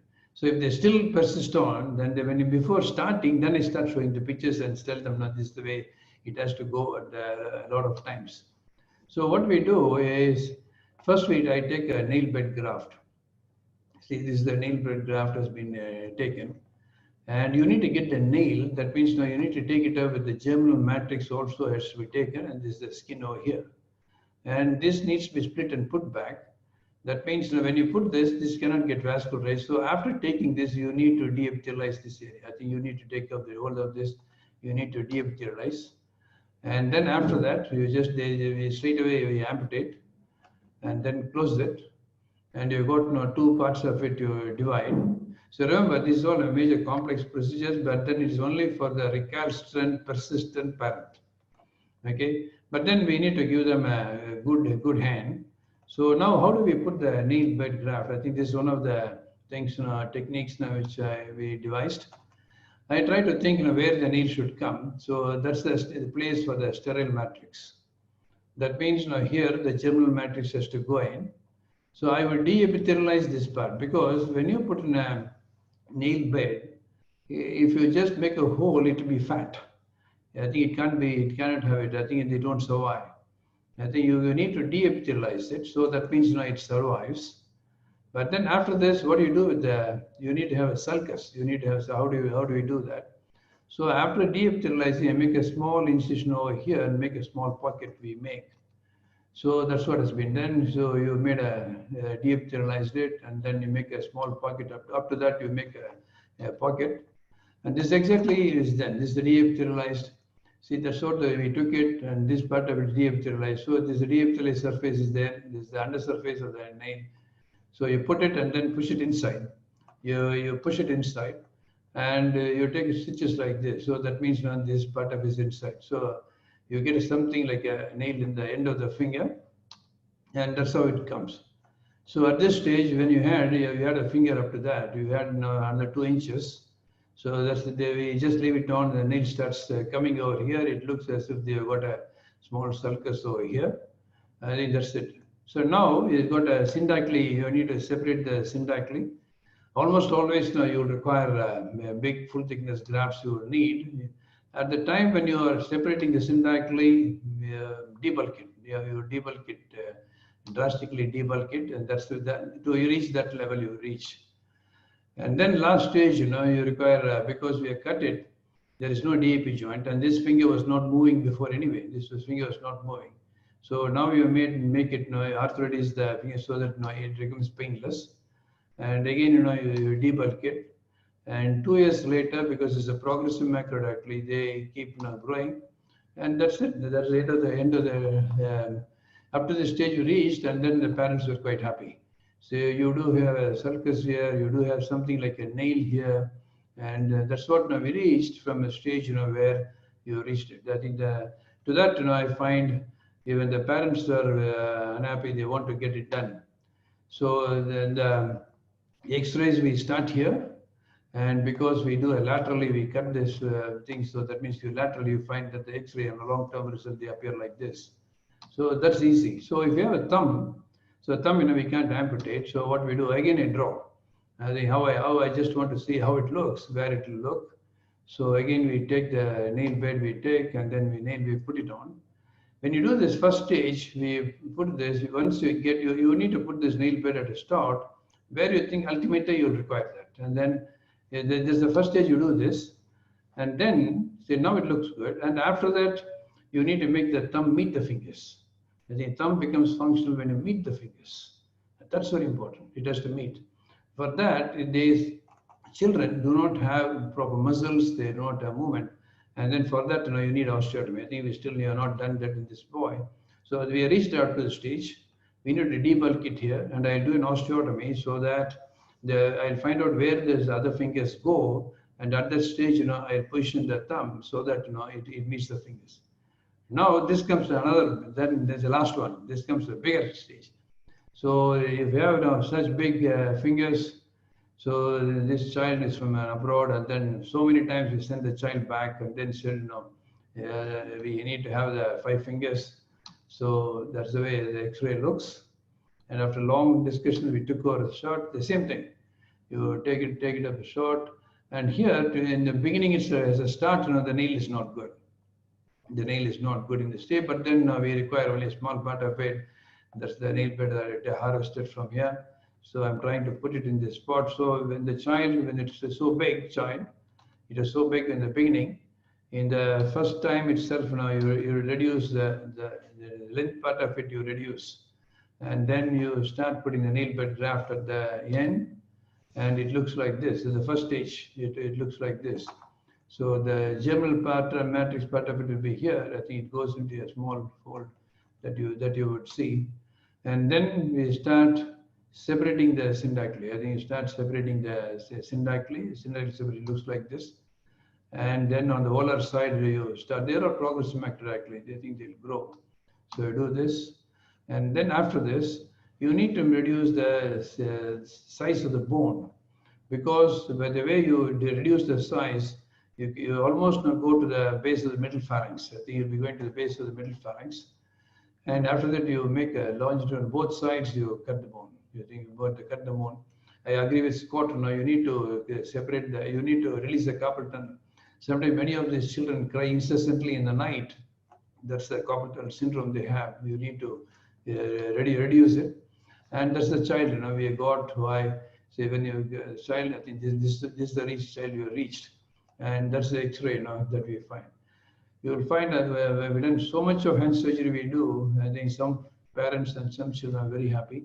I think this is one of the parents who have been very happy. If you see this child, if you find out whether they use those two fingers, they don't use those two fingers. And they were not using those fingers before also. But for pinching activities and all, I'm putting this video because one of the aim was by our surgery, we should not in any way downgrade the movement of the rest of the fingers. See this, by our surgery, we are not downgraded the movement of the fingers, but then we are satisfied the parents. We are giving them a broad palm, and when they hold a bigger thing, see that's the fingers. When they hold a bigger thing, that means they are able to hold it up. So this child goes for even Bharatanatyam dancing. When they hold bigger things, he says that's the greatest advantage we have is that the span of the hand is wider. So to summarize now, if the expectations of the patient, that means the parents, and our capability match, then there is no problem. But then if there is a gap, that means there's the problem. So the challenge is to make it happen. And this challenge is there in every congenital hand surgery. And in such big macrodactylies, it's more of a challenge. Thank you so much.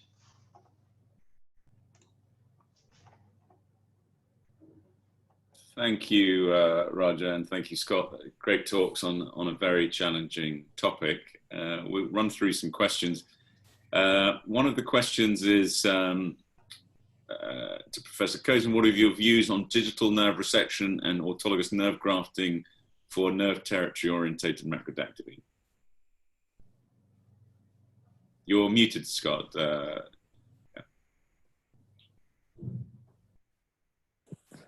Yeah, I got this new headphone. I'm not used to it yet. So in children, if a digital nerve is enlarged, we typically resect it. We don't necessarily graft it because the other side of the finger will lead to improved sensibility. So it's overwritten that babies need to have that nerve grafted. You just leave it alone. The other nerve, the other proper digital nerve will take over for the isolated resection. That's great.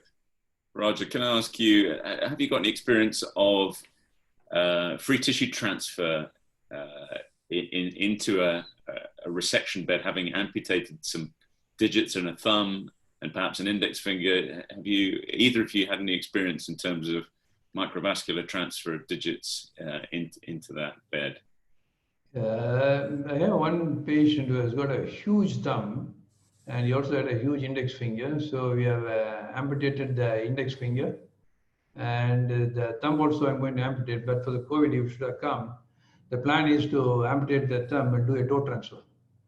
My idea was to amputate the thumb, and because the three fingers are good, and if you could, I got sufficient amount of tissues I have stored, then I'll amputate the thumb and then put in a second toe transfer with the metatarsal, so that we'll wrap it up, the metatarsal part of it, and the rest of the three fingers will move and meet the thumb. I think that should be a good idea. I think Simon K has done this procedure. Simon K has done this procedure. Yes, I think he's published a case report on that, I think. Yes, his case report, and I'm looking forward to do this, because many a time when these children I talked to, now nobody has agreed for it, and now I got a patient who has agreed for it. Now I've got the parents who agreed for it. So I think that should be the next thought. Keen to see the results of that. Scott, do you have anything to add to that? No, I feel exactly similar. It's similar principles to toe to hand transfer. So if there's a good CMC joint, then it deserves a toe to hand. It's nice because, as Simon talks about, the proximal enabling structures, that's the term he uses, are normal. So there's going to be plenty of nerves and vessels to hook up to. It's not like doing a toe to hand for a congenital difference where the proximal enabling structures are not normal because it's a post-zygotic mutation. It's a perfect indication. One final question, if we've still got time. Do you do anything preemptively for the high chance of hypertrophic or keloid scarring in these situations? Do you put steroid in when you're closing? Do you warn parents? How do you deal with that situation? So Raj, I'll go first. So Mary Beth Azaki has talked about the combination of macrodactyly and syndactyly, and that's truly prone to lead to hypertrophic scarring. The only treatment that they have done that's been successful is methotrexate. So they've used methotrexate as an adjuvant around surgery to diminish the postoperative hypertrophic scarring. But we have not done it, but I know Mary Beth and Scott Oishi have done it. Roger, We do you? don't, we don't do that because I'm so worried. I'm worried to inject steroid because already I'm very worried about wound healing in these children. So I don't do that. But then once the wound heals, now we're going for a good amount of compression. You see that one child we showed, but the rest of the children didn't have much of hypertrophic scarring. So massaging and then silicone gel sheets, wrapping up. I think that's what we do now. Great. Do we have time for more questions, Wee? Absolutely. One more. Yeah. Could you talk to us, Raj, if you could start about timing? There was a question about how you differentiate static versus progressive early on when you see a child, and timings of intervention, particularly when you're in the static type, when you're trying to keep the digit. Yeah, since the progressive, I think if you look at it, you will know because it goes by the history. And you ask the parents how much it was when the child was born. And you will just ask them a simple question, is it growing much more than the rest of the finger? I think it's growing too much. Yeah, they said it's growing too much. So there's all such cases are progressive macrodactyly. All the pictures now, Scott so nicely showed, but most of them are progressive macrodactyly. And static in macrodactyly, the question is whether you control the growth. I'm so worried to do the BFIRST disease of these children. I not had much of experience because I really like to maintain whatever the movement that they have. And only in cases where we have done the joint type of work very early is in hyperosmotic types, where they are totally not mobile, they are not in a good position. So there we do that, and the joint work you do and fix it up in a position where it may be more functional, so the thumb meets the fingers. Scott, what's your idea, Scott? I don't think it's difficult to differentiate. You usually know pretty early on. Yeah. Static, they're just different entities, and it's not like a challenge to make the diagnosis. It's just the progressives are just crazy, like I showed in the pictures. Yeah. Time will usually tell. Great. Thank you both very much for some great talks and great images. Thank you very much. We're going to take a short 5-minute break just for everybody to go and get a drink or whatever, 5-minute break. There are still lots of questions, fascinating questions. If I can ask the Scott and Raja, especially if you can answer some of the questions on macrodactyly. Type it as you go along whenever. So we're going to come back in 5 minutes, okay? So sort of just before 3 o'clock. Okay.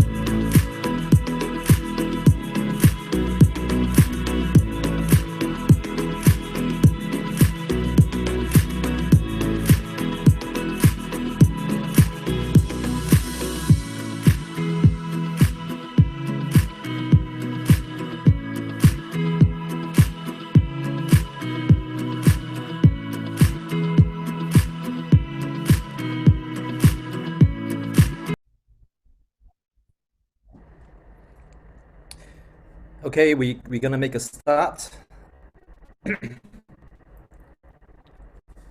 Just wait for people to come back.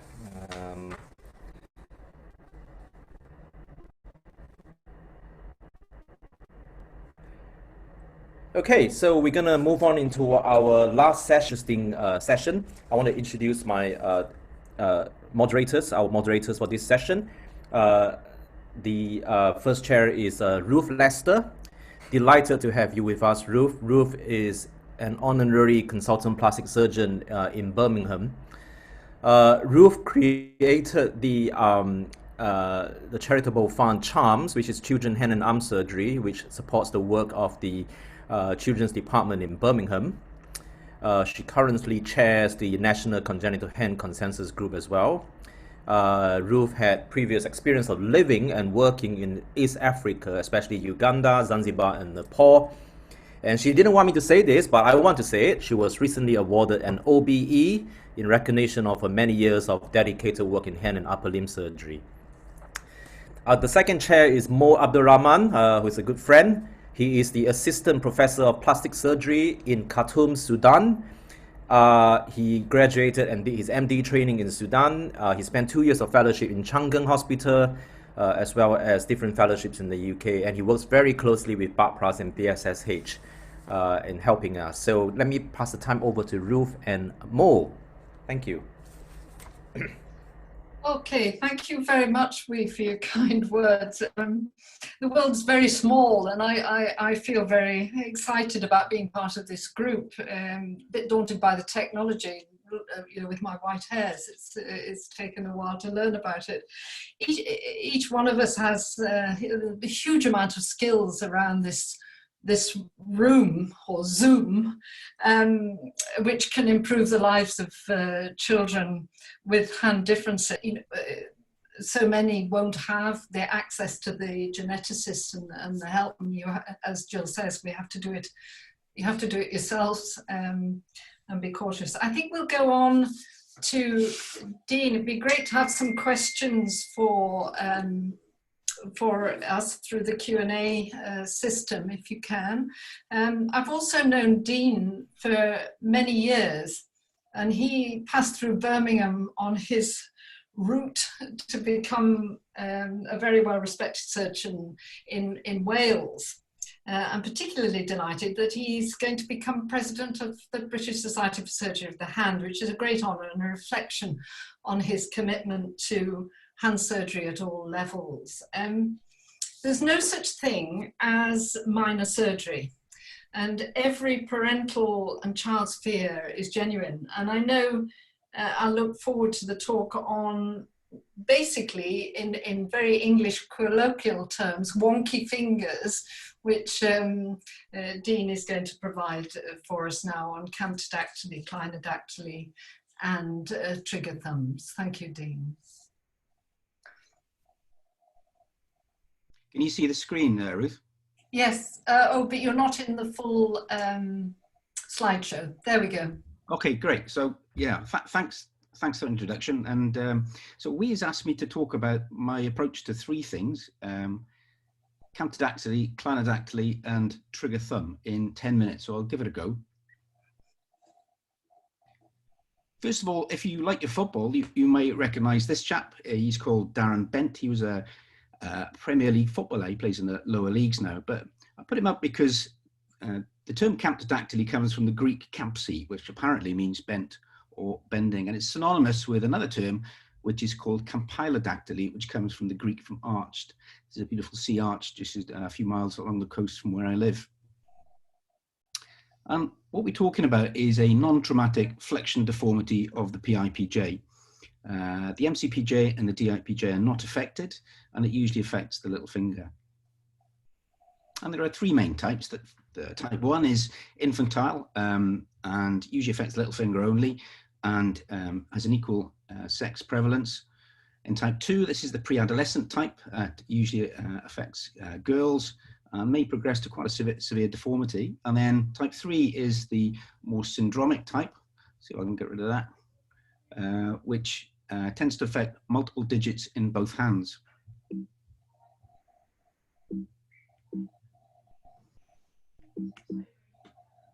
Sorry, I just need to, seem to have crashed.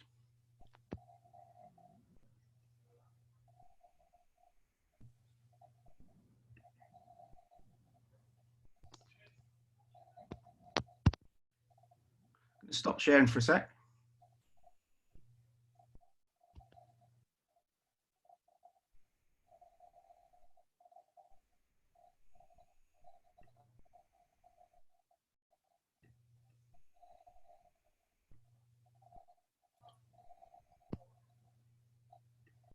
I'll just try again.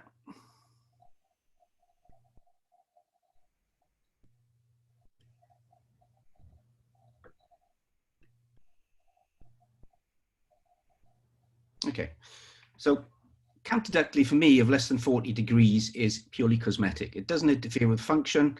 I usually, if they want anything, give them a splint and tell them to go back in a year and hope they don't come back. And really, that's the basis of my treatment for camptodactyly. I tend to avoid surgery if at all possible. If they've got a contracture of more than 40 degrees, again, I tend to try and promote non-surgical management, and I tend to think about intervening when it gets to about 60, 70 degrees. If you can't have access to splints, then the Koreans have shown that if you do passive stretching of at least 5 minutes, at least 20 times a day, then that can improve the contracture. And I think that may work with very attentive and regimented Korean families, but I think some of my patients may suffer. Mommy. Shut up. And I don't think they do so well. If I have got to operate on these, then I tend to reserve the surgery for severe cases with failed conservative management. Because, of course, surgery carries risks, not least of which is loss of flexion. What I tend to look for in the finger is whether the contracture is correctable. So you look at it with the MCPJ straight, as in this case, and then flex it. And you can see you get far more extension when you flex the digit, indicating, well, two things really. Either they can have a shortage of skin, or there's a tight or abnormal structure on the front of the digit. And when you explore them, probably the commonest anomalies, if you find anything, are an abnormal FDS or an abnormal lumbrical insertion. And that lumbrical can be inserted into the FDS itself. It can be inserted into the flexor sheath. It can be inserted into the joint, or it can be inserted into another finger. And really, when you think of an intrinsic deficient finger, it's pretty logical to assume that it will assume an intrinsic minus position. And if it's there for a period of time, then it's likely that there'll be articular changes in the PIPJ, which are typical really of what we see in camptodactyly, where you get hyperplasia of the proximal phalangeal head, notching of the neck of the proximal phalanx, and widening of the base of the middle phalanx. If I am forced to operate them, I tend to operate them in a pretty methodical way. I don't approach the joint. I simply explore over the proximal phalanx, usually with a Z-plasty, or sometimes in the little finger you can use an axial pattern flap, or Lindley Wall, for example, has described a stiletto type flap with colleagues. But when you're in the finger, then inevitably you find tight fascial bands underneath the skin, which you divide, obviously preserving the neurovascular structures. And then you incise the tendon sheath, each distal to the A2 pulley, to allow extension of the digit. And then you tend to explore the finger in a sequential manner. So you've done that, and then you explore for an anomalous FDS or lumbrical, and a tight or abnormal FDS is tenotomized, usually distal to the A2 pulley. I then K-wire the joint because I've not messed around with the joint. I've got no problems with maintaining my correction with a K-wire with at least 4 weeks. And I find that this doesn't cause stiffness at the PIP joint at all after a camptodactyly operation. So in summary then for camptodactyly, the majority of these can be reassured and treated conservatively. I tend to avoid surgery if I can, and if I do perform surgery, follow a sort of methodical stepwise approach, and only for patients with severe functional or problems that are resistant to therapy. Moving on to clinodactyly, which is bent in a different direction. This is congenital digital deviation in a radio-ulnar plane. And it's usually caused by a C-shaped epiphysis or delta phalanx. And it can affect any digit, but most commonly it affects the little finger. Indications for treatment, again, in my book, are functional, not aesthetic. Most of the patients that come to see me with clinodactyly don't like the look of the little finger, but the function is very good. And I suppose another indication is to prevent progression of the clinodactyly. And the options are to do nothing, to do a fasciolisis, to do a closing wedge osteotomy, which is not always, well, it's never really an option because you're usually dealing with a very short digit anyway, or you can do an opening wedge osteotomy. Fasciolisis was popularized by Vickers in the 1980s. To do it, obviously you need a digit big enough to do it. You need to mark out where your PIPJ and your DIPJ are. You can do this with image intensifier, which I tend to do and mark it out, or you can quite easily do it with needles. You then make a mid-axial incision, about 1 centimeter or so, and then you ablate the bracketed epiphysis. I tend to do it with a very fine rosehead burr, but you can do it equally well with a knife or a beaver blade. And then once you've done that, you use a little stab incision, you harvest a blob of fat, and then you can put that into the defect that you've created after excision of the bracketed epiphysis in order to prevent it from reforming. And then you send the patient away. The patients don't get stiff, they move very early, and then you review them every couple of years. It's important you obviously tell the patients that the digit is not going to be straighter after the initial operation, and it's going to take a few years for them to see any effects. But it does work. This is a child on the left who's about 6, I think, and about 12 there on the right. So it gradually straightens out over time, and you can see it radiologically. This is another patient, age 7, just before surgery, and then age 12.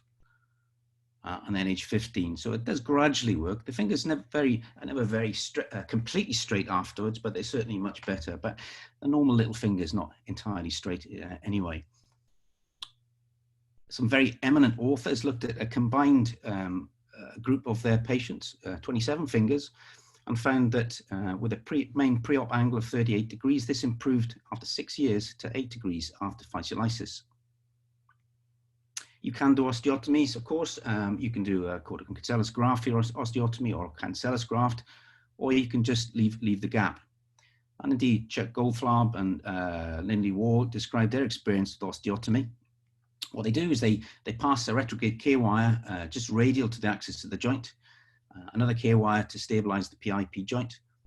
They do their osteotomy and then advance the K-wire and put another K-wire in to support it. And these are pictures from their paper. So relatively mild clinodactyly there, and then the extensor is retracted. They do a subperiosteal dissection, osteotomize, and then pop the KYs in. I've got to say, I've done this operation a few times. I find it a very difficult operation. I find it very fiddly to do.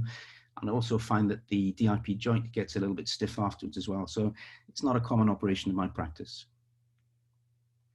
So again, in summary, clinodactyly is usually a cosmetic and not a functional problem.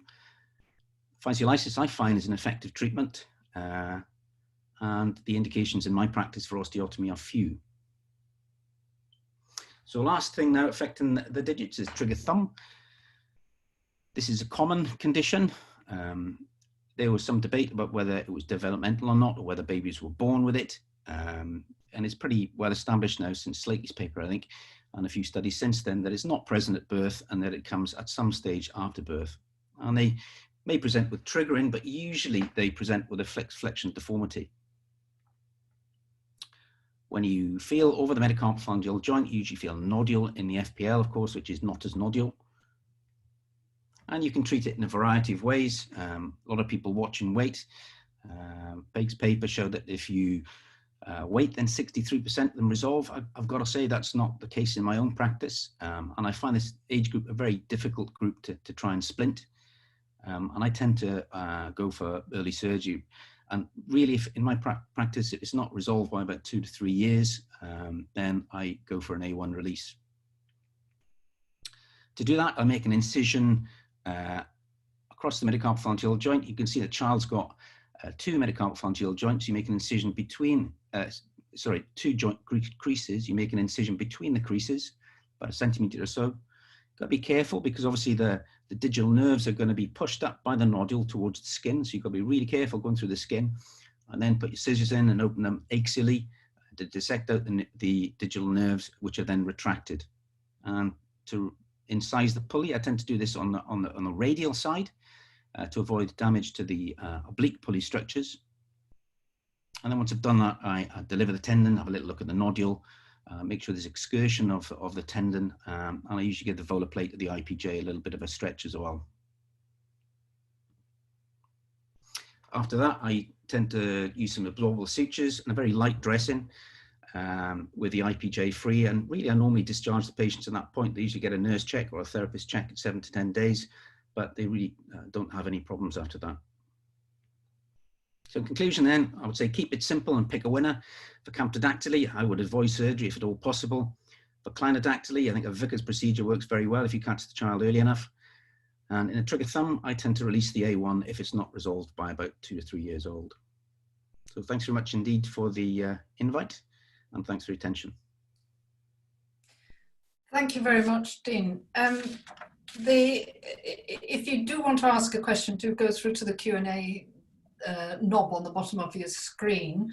If I could just, there is one question through for Jill at the moment, which I think is very relevant, and I know you sort of touched on it on your talk, but it's what advice would you give for people in LMICs with limited resources for accurate diagnosis? It would be worth if you could reiterate the important features of recognizing syndromes for us. Go back to basics, take a good history, strip the child off and do a good examination. Look for subtle signs of difference and be wary. The more limbs that are affected, the more likely there's going to be a genetic diagnosis. So consanguinity, family history, history of sudden death for Timothy's syndrome within the family, and then a full examination. And the more things you find abnormal, be wary before you jump in and do something. Most of these things can wait a bit if need be, and take other people's advice. And of course, we has produced this fantastic app that should help. Thank you. Is anybody else on the panel, Scott, Roger, who are around, have got any views on this question, which is very legitimate? Please chip in. The other thing, Jill, is in terms of operating, when age-wise, can we relax a little bit more that we know what's going on and it's safer? Well, again, that depends on what resources you've got, doesn't it? Because we know that smaller children have a higher risk of anesthetic issues, and not just syndromic ones, but just normal laryngospasm and all those sort of problems from an anesthetic. So I think it depends what the condition is. If it's going to get worse, or it's going to be more complex to operate on as you get older, then you probably should be doing something earlier unless you've got a good reason not to. If it's not, then you've got some time to do things. And a lot of what we deal with in congenital hand can wait for a while. And often in other countries will present late. That's why it doesn't always present at a very early stage. Any comments from Mo or Raja in particular? Yeah. So when I started my practice, I never could find out what syndrome they were. They all looked very different. But right now, I think it's pretty easy now because of the internet. And as Jill said, the most important thing is a good clinical examination. A good clinical examination, writing notes and jotting down things, and then you go back and the internet. I think now making diagnosis become much easier. Thank you, Roger. Mo. Yeah, I think I'll agree with Professor Babaji. I'll go with the internet, or I'll use the new app of Willam. Thank you. Moving on to, you can always come back. We can look on the questions later.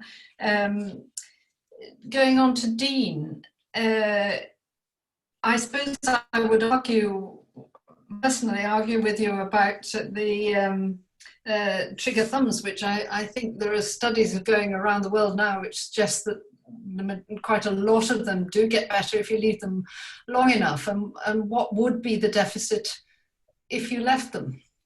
Well, so as I said, there's no rush to do it. I mean, personally, I prefer to do it earlier rather than later, rather than sort of leave them with their child with a bent thumb. Let's draw attention to the hand, perhaps.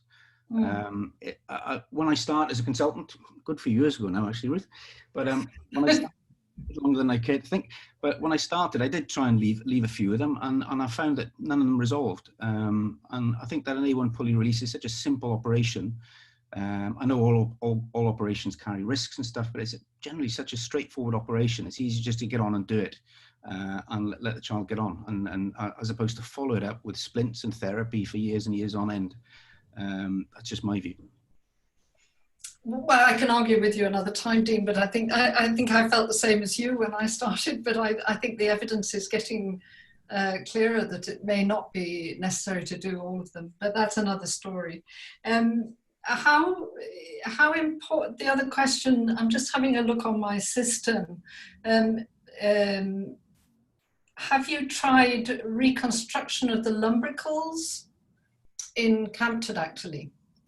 I've found abnormal lumbricals, and I've tried to reattach them to the extensor. I don't know if that's what the question's about. I don't know if it's made any difference or not.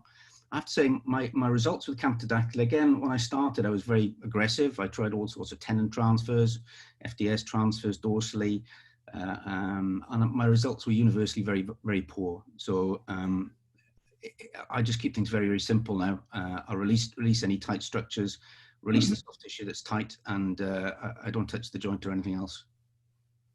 Fine, I understand that. And there's another question which I will modify a little bit. There's how long can we wait for non-surgical methods for clinodactyly and camptodactyly? And I suppose my, it's a loaded question, is how important is therapy and the cooperation of the patient in managing the outcome for camptodactyly? It's a loaded question.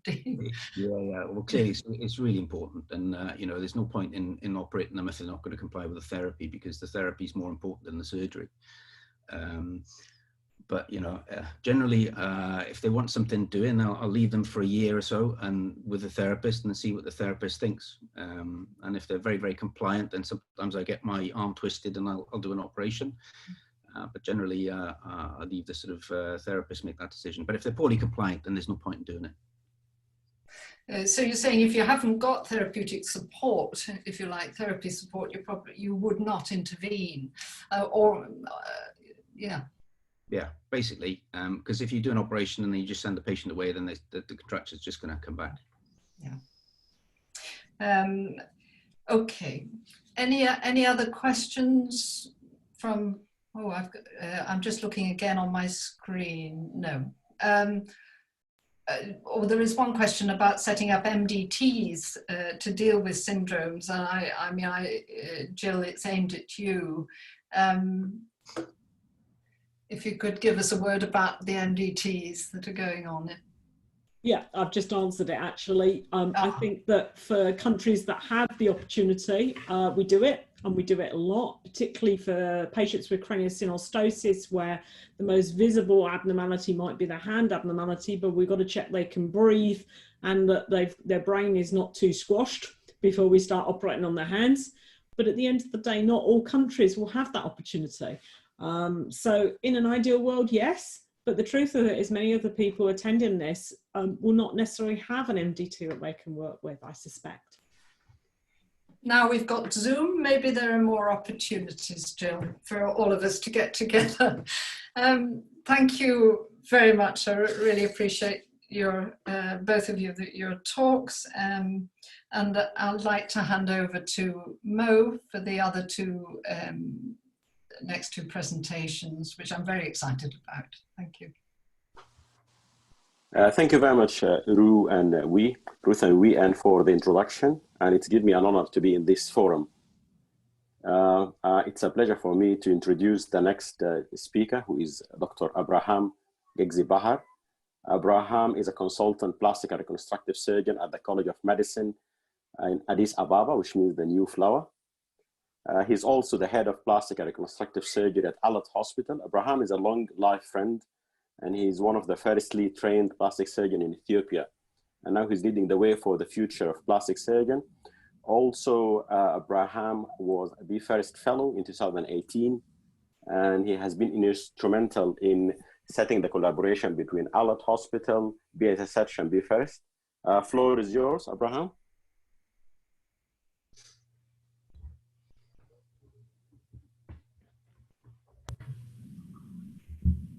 Good afternoon, everybody. I'm Dr. Abraham from Ethiopia. I'm a plastic surgeon. My short talk is going to be on congenital hand problems in Ethiopia. Ethiopia is the second most populous country in Africa. The population is around 205 to 210 million. And out of this, about 30 millions of the population is comprising of children, and that's about nearly 66% of the population. And despite having this big number of population, that we have almost non-existing birth defect registries. So it's really difficult to know the status of congenital hand and associated deformities registries. And the other scenario is that there are few centers which are attempting to handling of congenital hand problems. We have challenges, that having got that we have challenges. These challenges might be challenges that's related to patients.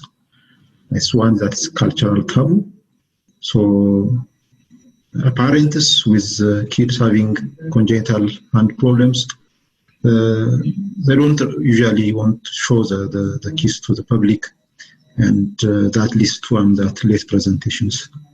And the other thing is that if they happen to come to the hospitals to have to look for the service, usually their expectation is usually 100%, and that just because primarily their intention is just not only functions, that to just avoid these stigmas. So that's also another problems.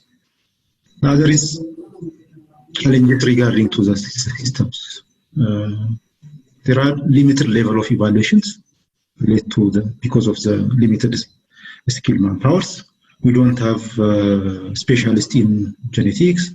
We have few OT or hand therapists, and you can rarely get pediatric psychologists or pediatric hand surgeons. So all these problems lead to backlog, and that backlog also causes long operating hours and confusion of resources in limited hospitals or service giving units. The other thing is limitation with level of care, because these are kids might be syndromic with other syndromes, so they need special attention with regard to anesthesia. So difficult to get pediatric anesthesiologist, and the surgery is sophisticated. So the surgeons used to be on the trend, particularly for handling such type of problems, and in addition to limitation with equipment like loops, microscope, and special hand units, hand surgery instruments. Opportunities, there are big opportunities on this side. One is having a good volume of patients is a good opportunity. That leads opportunity for research, and because we have a good number of patients with a minimum help, we can improve competence, and we can even develop new knowledge and skills. That's one important thing, opportunities regarding to the health providers. Just to show some of the patients that we are managing on this line, is the first one is a patient with Apert syndrome, where a patient had a previous release on third web space, and the other remaining were done in the second operations. The other patient is bilateral constrict band syndromes with amputation, especially on the right side, and even more deformed fingers on the left side, so that we did for this patient the classical release of syndactylis with the classical methods. Another patient with Aperts, and that is a post-operative case. Here is a patient with a bilateral syndactyly. This is a patient with another patient with Aperts with acrosyndactyly. A patient has real difficulty, and that the whole hand is moving as a unit. So we interested to primarily focus on the first web space, so that we release the first web space, we put the skin graft, and we are looking at how the patient is going to function on the remaining, so that is one patient. Another patient, this is a patient who was operated somewhere else before, and the patient came with still with the Sinicas on the Sinica on the first web space. So it's really difficult to release and maintain on that abducted position, so that we put the distractor so that maintains the first web space until the skin graft takes is acceptable. Another patient, these are two patients. The first upper one is the radial club hand with the right side. The lower one is the radial club hand on the left hand. The only difference is that the lower one is more severe. The contracture is severe. So we managed that centralizations of the ulna and releasing of the contractures. And in some of the cases, that we even need to put skin graft because contracture is so severe, and even after doing bilobe soft tissue coverage, still in some of the patients needs skin grafts. The other opportunities for the systems, the initiation is ready for international collaborations. That international collaboration has a sort of win-win environment for us. It gives them that a good skill transfer for a person coming that to collaborate, or a unit that for collaborations. That's also another issue regarding to the research and having that good volume of patients. And the other opportunities for the system is that if you are going to establish a good congenital hand services, we can expand the service for the population, one. The other is that having this new venture with the success in establishing a good congenital hand service units, that also can be extrapolated for other congenital diseases like craniofacial disease and so on. Thank you very much for your attention. Thank you very much. Thank you very much, Abraham. Thank you for sharing your experience with us. It's quite amazing and like a humbling experience. I think it's time for poll now, poll number 4. So the question of the poll saying, do you know how many surgeons in your city/country are managing congenital hands condition?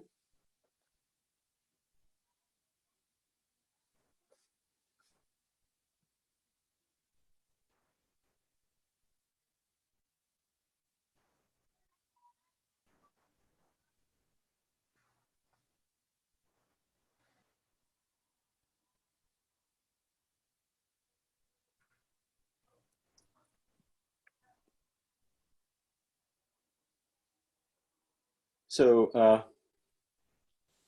I think most of the audiences, like 79, which represent 46%, they have more than 10%. That might represent who's the audience is now. The next group is 1 to 3, and we have then more than 3 and less than 1. Yet it tells like how scarce this sort of like subspecialty sort of, which will need a lot of investment in it. Thank you.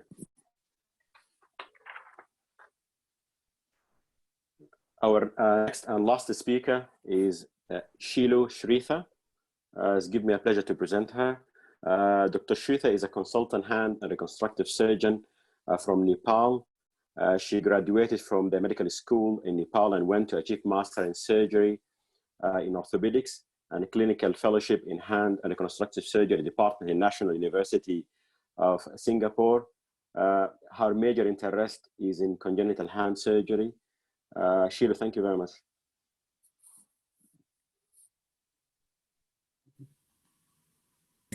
I'm Shilu Shrestha. I'm an orthopedic hand surgeon from Nepal. Nepal is a beautiful country with 8 of the highest peaks in the world and gives you a lifetime experience during the trekking. But it's very difficult for the people who are actually living in there. The urban population, like Kathmandu, constitute only 17% of the total population, and 25% of the population lies below the poverty line. The challenging geographical terrain makes it very difficult to access the healthcare facility, and the mode of transportation is quite primitive and heart-wrenching. So my journey towards hand surgery begins with this boy of arthrogryposis, whom I saw during my residency. He complained to me that we just fix his feet, which he could have easily covered under the shoes, and never fixed his hand, which is always exposed. That's why he doesn't want to go to school. I went to my senior colleagues and asked them why couldn't we fix his upper extremity, and they said he needs a special expertise, he needs a hand surgeon. So I decided I want to become a hand surgeon to fix his hand. So my training in Singapore had a profound transformation in me, and I came back with lots of enthusiasm. In my early days, I went to a surgical camp where I saw this girl with complex syndactyly. I had observed only one case of simple syndactyly during my training, so there was no way I could fix this hand in a surgical camp.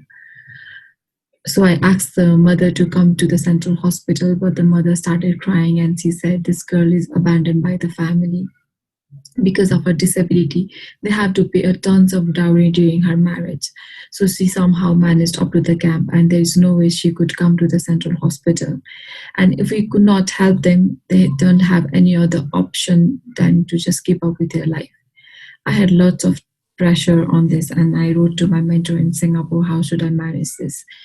My mentor wrote me back saying, it's a complicated case to manage in a camp and you are just a beginner surgeon. But if you really have to do this, just follow the basic principle and do your best. And I did the same. And to my surprise, this girl presented after a few months to the hospital with other 4 girls with similar kind of problem. And they were so happy that they could go back to their family after the surgery. And that day I realized I just did not reconstructed her hand, but I reconstructed her life.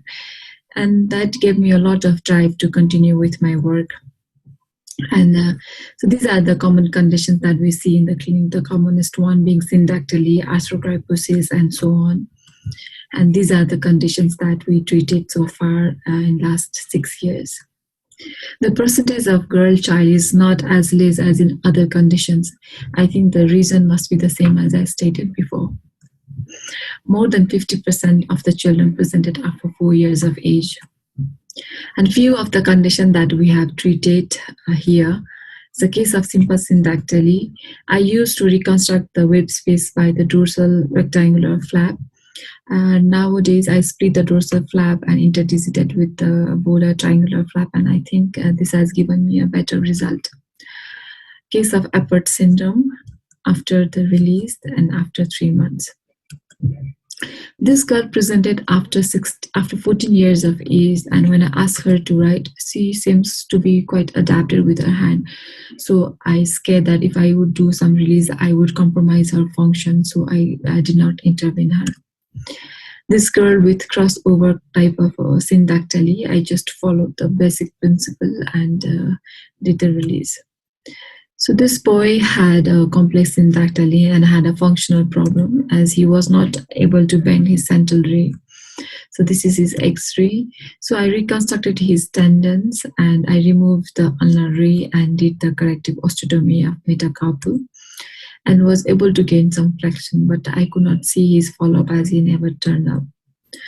The other common condition, constriction band syndrome, very simple surgery with promising results. Polydactyly, this boy had thumb duplication and I had to reconstruct the tendon and the joints, but I was quite criticized by some of my senior colleagues and my anesthesiologist for taking so long time just for an excision. So arthrogryposis, I had a very rewarding result with dorsal carpal wedge osteotomy for the flexion contracture of the wrist. So camptodactyly is not as uncommon here, and most of the parents want them to get it released, even though they have to compromise with some flexion. And I must say I have been quite fortunate to have some motivated physiotherapists, even though we don't have occupational therapists here. The other problem we have here is we don't have geneticists, so we cannot specify the syndrome. This syndromic boy with the clasped thumb, we released with the index finger rotation flap, and this is after 6 months of the release. So cleft, bilateral cleft hand, and we just released the syndactyly, and this is after the release.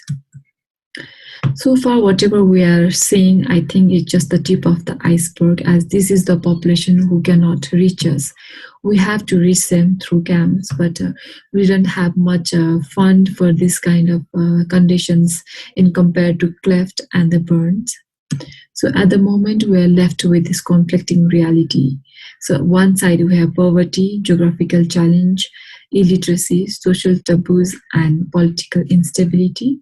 Versus other side, we have preventable disability with late and complex presentation, which makes the treatment even expensive and which needs long-term care and expensive technology. Thank you.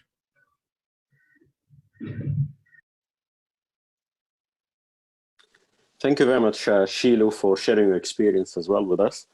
And thank you for great work as well. I'm sure a lot of audiences here, like myself, are inspired by your talent and the great effort you and Abraham are doing in spite of all challenges. I think it's time for questions. Do we have time for questions? Yes, we have about sort of 5 minutes or so. Okay.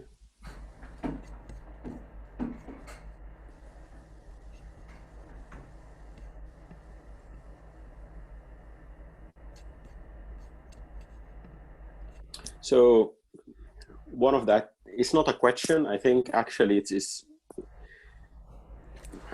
one of the audiences has written an inspiring talk. Thank you very much. Keep great work continuous, great surgeon you are to fight with such a community. That's really good. So I have a question. Abraham and Shilu, how many therapists you have? Do you have a therapist to support your work at all? Hello. Yes, Abraham? we have. Yes, we have a physiotherapy unit in our department, but there are some of them who are especially working on hand therapy, and we have also one occupational therapist working with us. That also give us a good chance for following the patients. That's good. Otherwise, the problem is that we don't have those physiotherapists specially trained for kids, and that is one challenge. Thank you, Shilu. Yes, we also have a physiotherapy department, and I make sure that the physiotherapist, which is mainly dedicated to hand, I have two therapists who are more dedicated to hand, and I make sure that they stay in the clinic with me and see the patient preoperatively and postoperatively, and they have been quite motivated, and they are so motivated that whenever I call them in the theater to show the cases, they would even come to the theater and sometimes assist me. So I've been very fortunate in that regards. That's good. I have a question here from Obaid. Thank you, Shilu. Do you do the surgeries alone or call other hand surgeon for elsewhere, like abroad? Sorry? So the question was, do you do the surgery by yourself or you ask for help, especially for complicated cases? Yes, definitely. Most of the cases, if it's too complex, I always send them back home and call them again next time. And in that time, I would also consult with my seniors, my mentors from abroad. And also that would give me a time and also know the commitment from the patient, because if they come back for the surgery next time, I'm sure that they would come back for the therapy. That's good. I think during this COVID time, that made us like appreciate the technology more, honestly, like now in consulting and sending through, WhatsApps, etc. If there's no more, thank you very much. And back to you, Wee. Thank you very much to the moderators and the speakers of this fantastic session. We're going to come to our last bit now, and we're going to try to involve as many people as we can. So we're going to focus on some complex case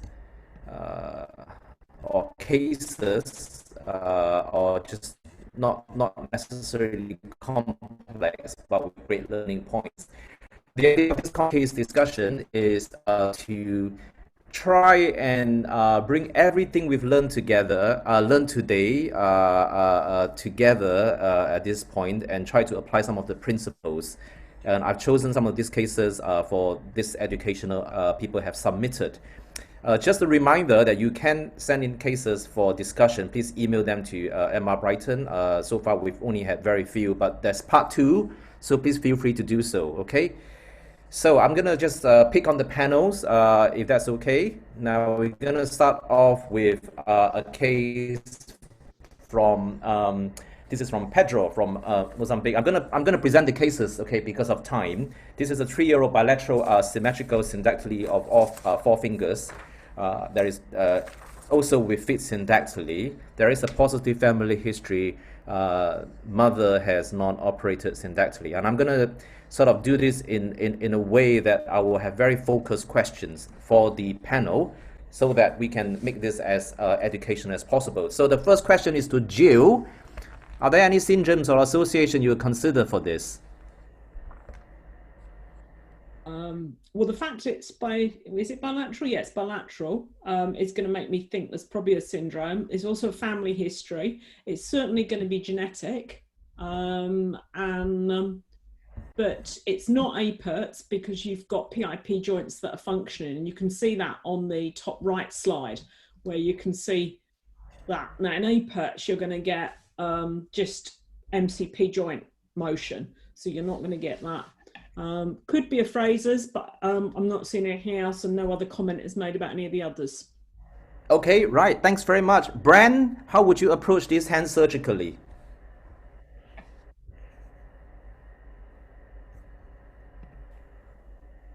I just unmute myself. You can see the length discrepancy is an issue. The X-rays, sometimes when you have multiple syndactylies, can be a little bit confusing because of the overlap. And I think a very useful point to take home is that at the start of the procedure, this is something that Jill taught me when I started, is that you can gather a lot of information about the case. When the child is under anesthetic, don't just rush straight into the procedure. Take your time to get the image intensifier in, to really take that opportunity at the beginning before you start to examine the hand very carefully. And that 10 minutes or 5 minutes at the start of the procedure before just launching into the operation is very valuable in the decision making. And that should be brought up with the parents as well, to explain to them, to give you some flexibility to make changes intraoperatively if you feel that's appropriate. But I would opt to get the border digits out if if I felt that there was a good osteoarticular column within the little and index finger, I'd be looking at the joints. I would then probably do a parallel procedure 2 weeks later, maybe change the dressing on one hand and do the other side. It would be staged releases, minimizing anesthetic time, but I would carefully plan intraoperatively as well as preoperatively. So you do one hand at a time, yeah? I would do one hand at a time, So yeah. for the digits, you mean the ring and little finger or index and middle finger? I would get the index out as well as the little finger out, because I think they may be causing some tethering. You can see the PIP joints of the middle and ring are slightly more proud. But again, it's easy to look at the picture. You'd get more of a feel by actually examining the hand, both preoperatively and at the start of the procedure. Great, thanks. Scott, would you do this both hands at the same time or one at a time? We would probably do both hands at the same time. And we would also do the second and fourth web spaces. We wouldn't use in the Stingray flap that we spoke about earlier. We'd probably use a standard flap because we're going to have to come back into do the third space. Okay, great. Thanks. Paul, would you do this with graftless technique? And can you do it for all the digits with a graftless technique? I think I'd agree with second and fourth to begin with. I would use the Stingray flap in that instance for two reasons. One, you can reuse the scars for the third web. But secondly, the ring and middle finger are quite splayed on the X-ray. And so there's a little bit more skin in that web than in the others. I think with this particular hand, my screen isn't very clear with the X-ray, but the tips would suggest that they are fused, although that may be the overlap. It may be necessary to use a butt Gramco. Well, it will be necessary to use a butt Gramco at the tip and possibly either have some small areas of granulation, or we may have to take the step of a small skin graft distally. But I think proximally, looking at what we can see, the arch of the digits in the sort of transverse plane gives you a little bit more skin than you think you have. Great, thank you. Alternate hands, yeah. Okay, so this is what has been done, and just to I think the learning point here is that we could separate the ring and little finger and the index and middle finger at the same time. Any other comments? Jill, any comments? Sorry. Just one quick comment. I think sometimes if this takes longer than you anticipate, it's totally fine to stop and come back another day. Okay, great. So if this web space took longer from a tourniquet time, then we would just stop and come back. It's totally fine. Okay. Yes? As far as the bilateral surgery, I often have a conversation with the parents. Like I think Scott said, I tend not to operate bilaterally if they're older than 18 months, because I find that the child gets very frustrated with both his hands tied up. But if that's what the parents want, then I do it that way. Okay, great. Okay, so this is how the complex case is going to go, all right? So that was the warm-up. Right, this is a case from Bangladesh, 9-month-old girl, no obvious syndromic features on the right hand. I'm not going to name the digits, so I'll call them just fourth and fifth digits. So there's syndactyly of the ulnar fourth and fifth digits. And on the left hand, there is syndactyly of the ulnar 3 digits. There's also polydactyly of the left foot. So question to Jill again quickly. Any syndrome association to consider? Has syndactyly, you get syndactyly and polydactyly, but I can't remember if the feet are involved as well with that. But they don't normally have other problems. The feet, polydactyly on the left foot. But certainly has you get this sort of polydactyly. So, sorry, what's that? Has syndactyly. Has syndactyly, okay. Raja, how would you approach this hand surgically? So the right hand, I think we see the 3 fingers are good. The ulnar side 3 fingers are good. I'm sure they should be functioning. I'll assess the the index finger. I think maybe it looks a little bit smaller. And I'll assess the function of the fingers on the radial side. Whichever is good, I would make them one finger. Choose that finger and then try to make them meet the other fingers. So that will be the thought for the right hand. And for the left, I'm not able to see the X-ray. I'm not able to see the, yes. So now here again, it looks like what we need is to create a web between in the first web space. Though it look, they're all been the same plane. I think I'll try to remove some things so that we get some more tissue, make a bigger web, and make it rotate. Whichever the metacarpal which is more rotating, so I'll use that and place that, and then try to see that they meet the other fingers. That will be my choice. Okay, Scott, any thoughts? No, I agree with what would you do with the thumb? Yeah, so we would use the principles of spare part surgery. So as Dobbins taught us all, we would make the best thumb we can out of those 2 radial digits in some way, shape, or form, and widen the thumb index web space with some type of dorsal rotational flap. Okay, so let's see what has been done. This is on the left hand, the one with more of the syndactyly. I think the first stage, from what I can make out from the slide sent to me, was that the third web space was separated first.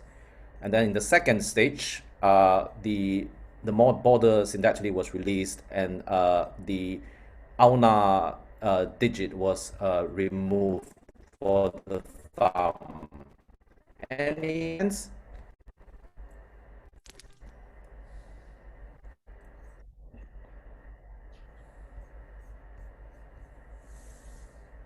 No? Okay, so I think fantastic result. On the left hand, that was removal of the ulnar digits, and on the right hand, I was told that it was removal of the radial digits because this was very hypoplastic.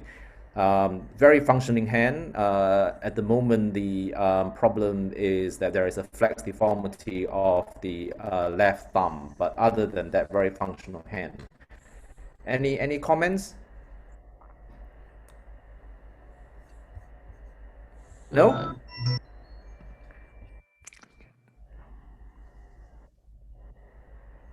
No? Okay, let's go on. Okay, so 6-month-old boy, no obvious syndromic features. This is one for you, Scott. Unilateral syndactyly of all digits and duplication of the index distal phalanx. You can see here. Yeah, this is a very difficult hand. I mean, it really requires some time thinking about how to reconstruct this hand. But clearly, the digits are of relatively equal length, so there's no hurry. So first and foremost, I would not operate at this age. I'd wait and let the child grow and watch them from a serial exam standpoint. If you look at the x-ray, obviously you see there is a thumb based upon the bony anatomy, but that thumb is tucked into the adjacent digit, so it needs to be moved out away from the attached index finger. And it would require a large reconstruction of the web space, but we wouldn't do surgery on this child until they're 18 to 24 months, and then we would have a staged approach to separate the fingers and yield a thumb. Okay, what flap would you use for the first web space? Yeah, so it's a great question. So sometimes we'll use a flap. Sometimes we'll almost treat this like a policization, where we'll design a policization incision to get us the best thumb index web space.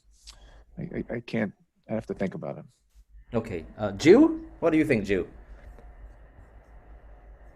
I think it needs a decent amount of space, and there's a multitude of ways of doing this. You're not going to end up with really, really great hand function, I don't think, because you've got short fingers that've got a limited amount of bend, I think, probably in them.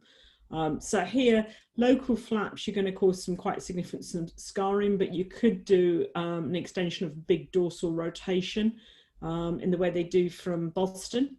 But, you could do a pedicle groin flap on this, you could do a free flap on this. And I think it depends on your abilities and your resources. And I'd be quite keen to get out that thumb early, actually. So I probably would do differently from Scott in that respect. I'd be trying to get the thumb out early and get them using it. Okay, you have to answer the question. Are there any syndromes association to consider?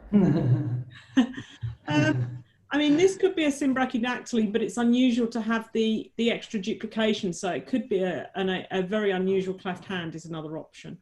So you have to check the chest muscles, yeah? At a very minimum. Because it could be a Poland's if it's a symbrachydactyly. And with that, you also want to check Raja, any? As well. Yeah.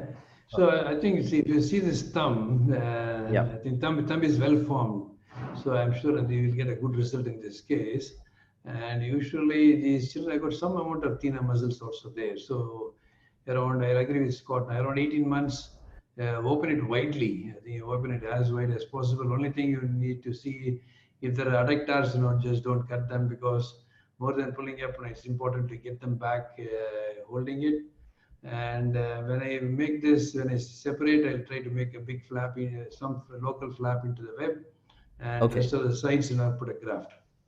Okay, right. So this was what was done, and I think a second stage or a redo of the first web space probably will give a good result, reasonable result. Okay, and right, 3-month-old boy. Obviously, we won't operate when the child is 3 months old. No obvious syndromic features. Unilateral syndactyly of odd digits. We start off with you, Raja. What would you do? I think here anyhow, I wait beyond a year, so beyond wait a year, and then try to find out if we could try to make anything 2 parts of it. I'm so tempted to release it and see. I think that's what we need to do, I think. And there's nothing more difficult, there's nothing more we can do. Try to separate it out as much as you can. And later on, rotate it by osteotomy.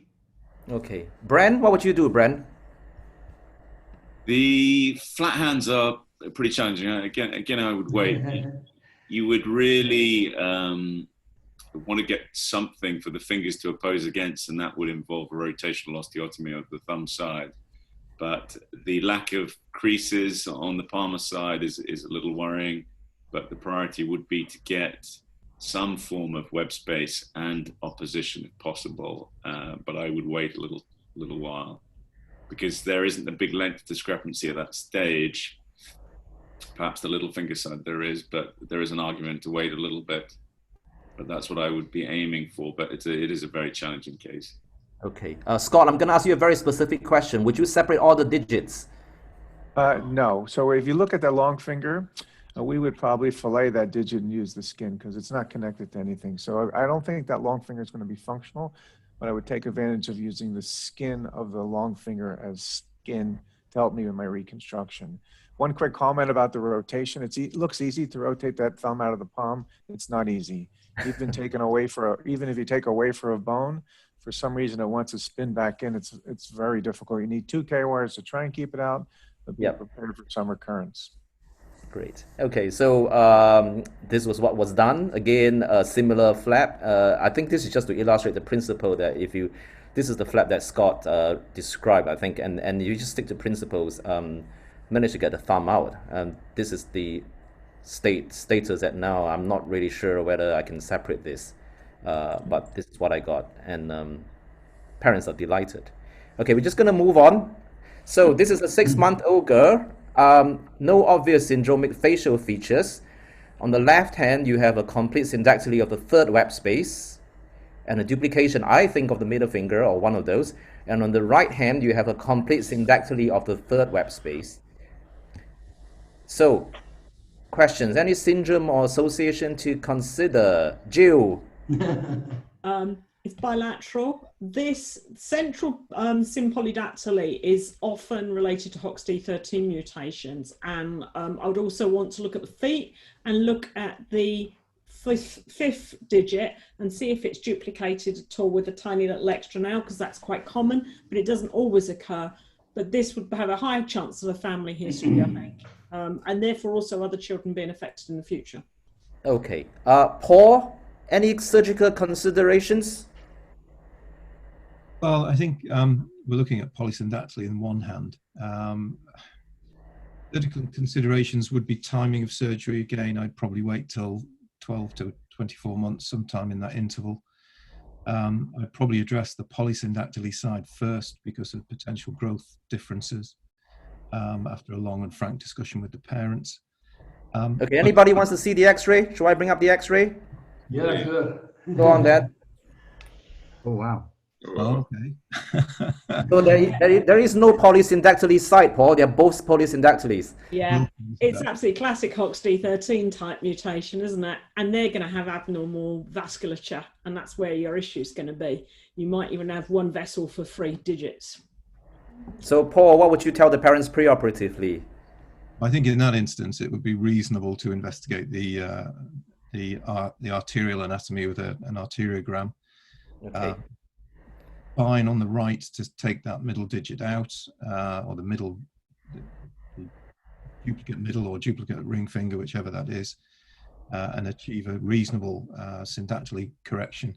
The left side, of course, with the complexity around the MCP joints and the duplication, it may well be tempting to leave that and not separate it, but looking at the angulation and the way that the growth plates are going to drive that central mass out to the ulnar side, I think you'd have to consider an osteotomy of the metacarpal to take the aberrant MCP joint out and separate out the middle from the 3 digits.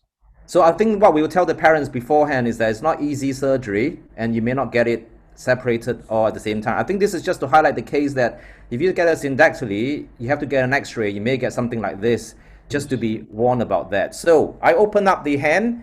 I saw a single vessel going to 3 digits. Raja, what would you do? I heard that in your talk just now. Yeah, I think because whichever you think the other side is safer, keep the vessel on that side and then make only one division. That's it. Don't separate them all. Yeah. So what would you do? You will keep it as it is and separate one finger out, or what would you do? The one finger out. Only one finger out. Only one finger. So what I did was I staged it. I separated out to here, and then I separated again, and I did warn them that we have to do some corrective osteotomy later. But again, this is just to highlight the point that you may get abnormal vasculature. Don't rush in the separation. Take it slowly. I am sort of rushing a bit because I want to cover more cases. So this is an 8-year-old girl, left hand, isolated macrodactyly of the middle finger. Again, contribution from Bangladesh. I think you can see repeated debulking. So Scott, what would you do for this? Yeah, we would remove that long finger. We would just tell the family that function trumps form, and it's had surgery on it. It's just going to get worse. And then we would deal with the residual problem with the index and ring finger. Would you do an index transposition? Yes. You would, okay. So I think according to the parents and the doctor who submitted it, they refused an amputation. So Raja, what would you do? So this is all the picture I have. Yeah, I think the refused amputation, that's the biggest problem. So I would like to do as to what I showed in the case. So you do that technique? Yeah, sure, I think. It's just very interesting to know whether there was a movement in the PEP joint. If it's there, then we can go ahead and I think there should be some movement. And ideally, as Scott said, if they accept for re-amputation is fantastic. If they don't, I think I'll do the same way as I presented. Okay. Yes. So, really happy. Yeah. Yes, hi, who is that? Can I ask a question? Yes. Not in this case, but in the case of macrodactyles, does any of the panelists have experience of epiphyseal fusions in the much younger hand to address growth discrepancy in these long digits? Yep, and don't do it too early is what I would say. Yeah. I think, you can do epiphyseal fusions, but your big problem with these isn't the length, it's almost always the width. And they'll carry on growing, and they'll carry on growing even past skeletal maturity. And so if you make them short and fat, they look worse than if they're slightly long and fat. So I'm inclined to actually leave my epiphysiodesis a little bit longer than the other side or the parental side, because short and fat is really bad. I agree. So for this case, Jill, would you do epiphysiodesis when the finger reaches the size of the parent's hand, or would you amputate? This one, if I could, I'd amputate. If they wouldn't let me amputate, then I'd do a DIP joint fusion. I'd be doing some shortening at that stage, but you don't get much shortening. But I'd be going a little bit beyond the size of the parent, because what I want at the end is this to be very slightly longer than the parental one at skeletal maturity, because it's still going to be fat. If I do a DIP joint fusion as well, I can also thin the middle phalanx and the distal phalanx significantly at the same time, so that it's mainly proximal where the excess bulk is. I want to quickly show this case. So want to ask the panel, forget about the syndrome. What would be your surgical plan? How many of you think that you would keep this? How many of you would amputate? Anybody would keep this and debulk it? Amputate. Re-amputation. Amputate. Okay, so yeah. So thankfully, this is what you all decided. So I did a ray, and I think after today, after Scott's talk, I may consider an index transposition as well. But just want to highlight how good the hand looks after you remove this digit. I think, yeah. Okay, this is another contribution, I think, from Bangladesh. 17-year-old girl repeated macrodactyly debulking of the index, middle, and fingers and thumb. Any syndromes to consider? Well, she's got a pig 3CA related overgrowth, doesn't she? It's only a question of whether she's got cloves or any other problems. Sure. Okay. Scott, what would you do for this? So we would remove the index and long and save the thumb. Remove the index and the middle and save the thumb. Yeah, I'm sorry, index and middle, and we save the thumb. So the thumb would oppose against the ring and small. Okay. Raja? Yeah, remove the index and the middle. And even if the index remove, then the thumb really doesn't reach them, because it's gone over there. So after that, you really have to take a lot of skin from the volar side. Like a dermodesis, we need to get the thumb inside, and then do an osteotomy. Only then, because if you just only removal, I think they stay back far away, and then the thumb doesn't come and meet it here. So I would take a lot of skin so that it becomes in. Okay, great. I hope we haven't. Ask the panel. Any of you would treat this 37 untreated macrodactyl finger? No. This we could treat it. I think this is. Can anybody debulk this? Has it got any vascular problem? Sorry? Has it got any vascular problem? This patient? Any vascular problem? Not that I know of. I haven't got more information. Yeah. No. 37-year-old, I think we'll just leave them. We'll talk to them a lot and then leave them. You just leave them. Yeah, 37. That we all agree with that. Okay. 30 because of the age. Yeah. You want to know what functional problems he had. The older patient coming to you without any functional issues, particularly adolescent or older, you have to think very carefully about before going into surgery. Shilu, this was your case. You said that she came in for other problems, and you saw a great photo opportunity. Yes. So I don't think we're gonna do anything. Okay. Macrodactyly, the second and third toe. What would you do? Amputate. Amputate. Foot, amputate. Foot is amputate. Hey, wait, one quick comment about amputating on this foot. It's really good if you prep and drape both feet. So if both feet are prepped and draped, you can compare the right foot to the left foot at the time of your surgery and try to get them equal size just from a shoe wear standpoint. Okay. And the other point in relation to that, if you have one, you'll always get a lot of bulk on the sole, almost like a rocker bottom sole, because there's so much bulk and it's very difficult to get it down in small enough. So as they grow, watch them, because they might have normal leg length, but you may actually get, if you've got a really bad one, you may get actually an inch or, 3 centimeters, I meant to 20 centimeters, 3 centimeters difference in length. And so actually you can do an epiphysiodesis on their bones to actually get their leg length the same, because you don't want them limping, you don't want them to end up with hip problems, knee problems and back problems because they've got a significant leg length difference because of the soft tissue. Okay. Now we're going to come to the end. I really want to squeeze in this case because it was submitted yesterday. This is a 15-month-old boy. is from a doctor in Nigeria. The antenatal history is maternal bleeding at 2 months. I'm not sure whether these are relevant. Treated for malaria, given amoxicillin, no facial features as far as he can see, normal developmental milestones. The child can stand.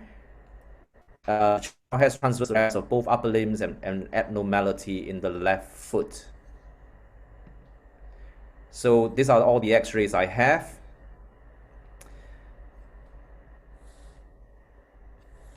As far as I can see, the right foot is okay.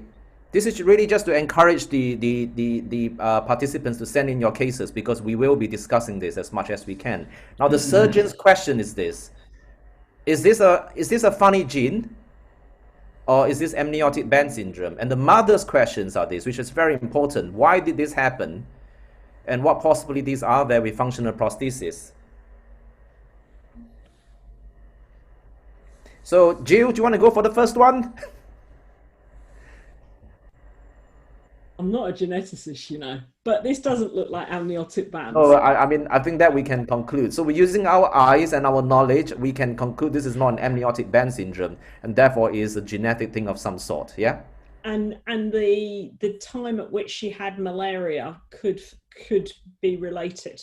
I think not the amoxicillin, but the fact that she was very ill early in pregnancy. Okay. Could be related. I guess this highlights one of the things, you know, what are we going to tell the mother? Is it because of this and that? It's a very difficult thing to handle. Raja, any thoughts on this? Or maybe more, or anybody? How would you answer the mother? I tell them we really don't know. I think that's what we really tell them. And the next question they ask is, will my next child will have a problem? And that is the biggest problem to answer. I really don't have any answers for that. And functional prosthesis, I think we should get these children with functional prosthesis, but then they'll be expensive. I don't know how they can afford.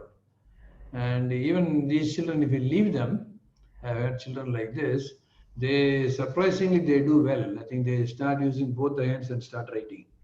And they do almost everything they do, even without anything. Okay, Scott, any thoughts on the lower limb, the left foot? So just real quick, I think the bleeding is important, and if you look at the data from Brazil, where people would take Cytotec to abort the child, if they bled but the child didn't abort, they would end up with these type of limb deficiencies. So I think the bleeding, although we don't know the cause of the bleeding, I think it is relevant, because it led to bleeding in the AER, which led to defect of these 4 limbs. Okay, and want to give any thoughts on the prosthesis? Would you leave the foot alone when anybody do anything to the left foot? It looks like a good weight-bearing end. Yeah. Okay. Can I just add one thing, which I think is important? We quite rightly are dealing with parents who bring their children. And quite rightly, we talk to mothers particularly, who often feel an awful lot of guilt because they've given birth to a child with differences and deficiencies. And in the vast majority of cases, certainly those that come to my practice, they haven't done anything, and they haven't not done something that might have made this different for the child.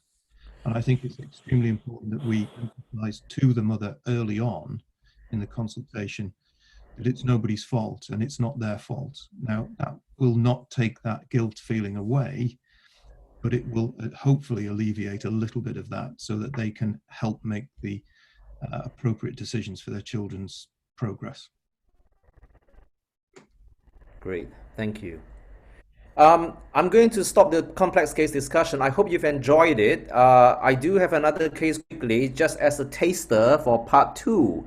So this is what we will be looking at in part 2, one of the topics on thumb duplication.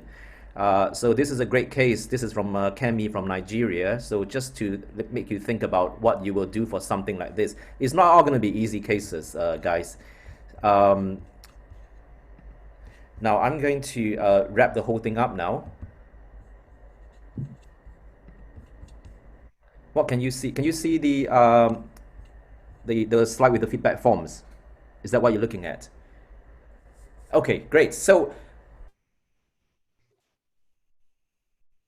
You stopped. You've frozen, wait. You stopped, Wei.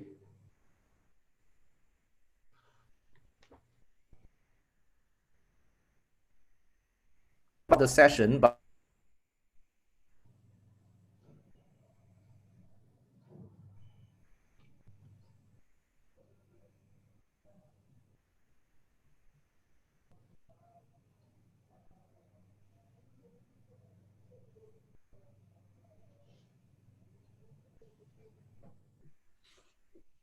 We can't hear you, Wei.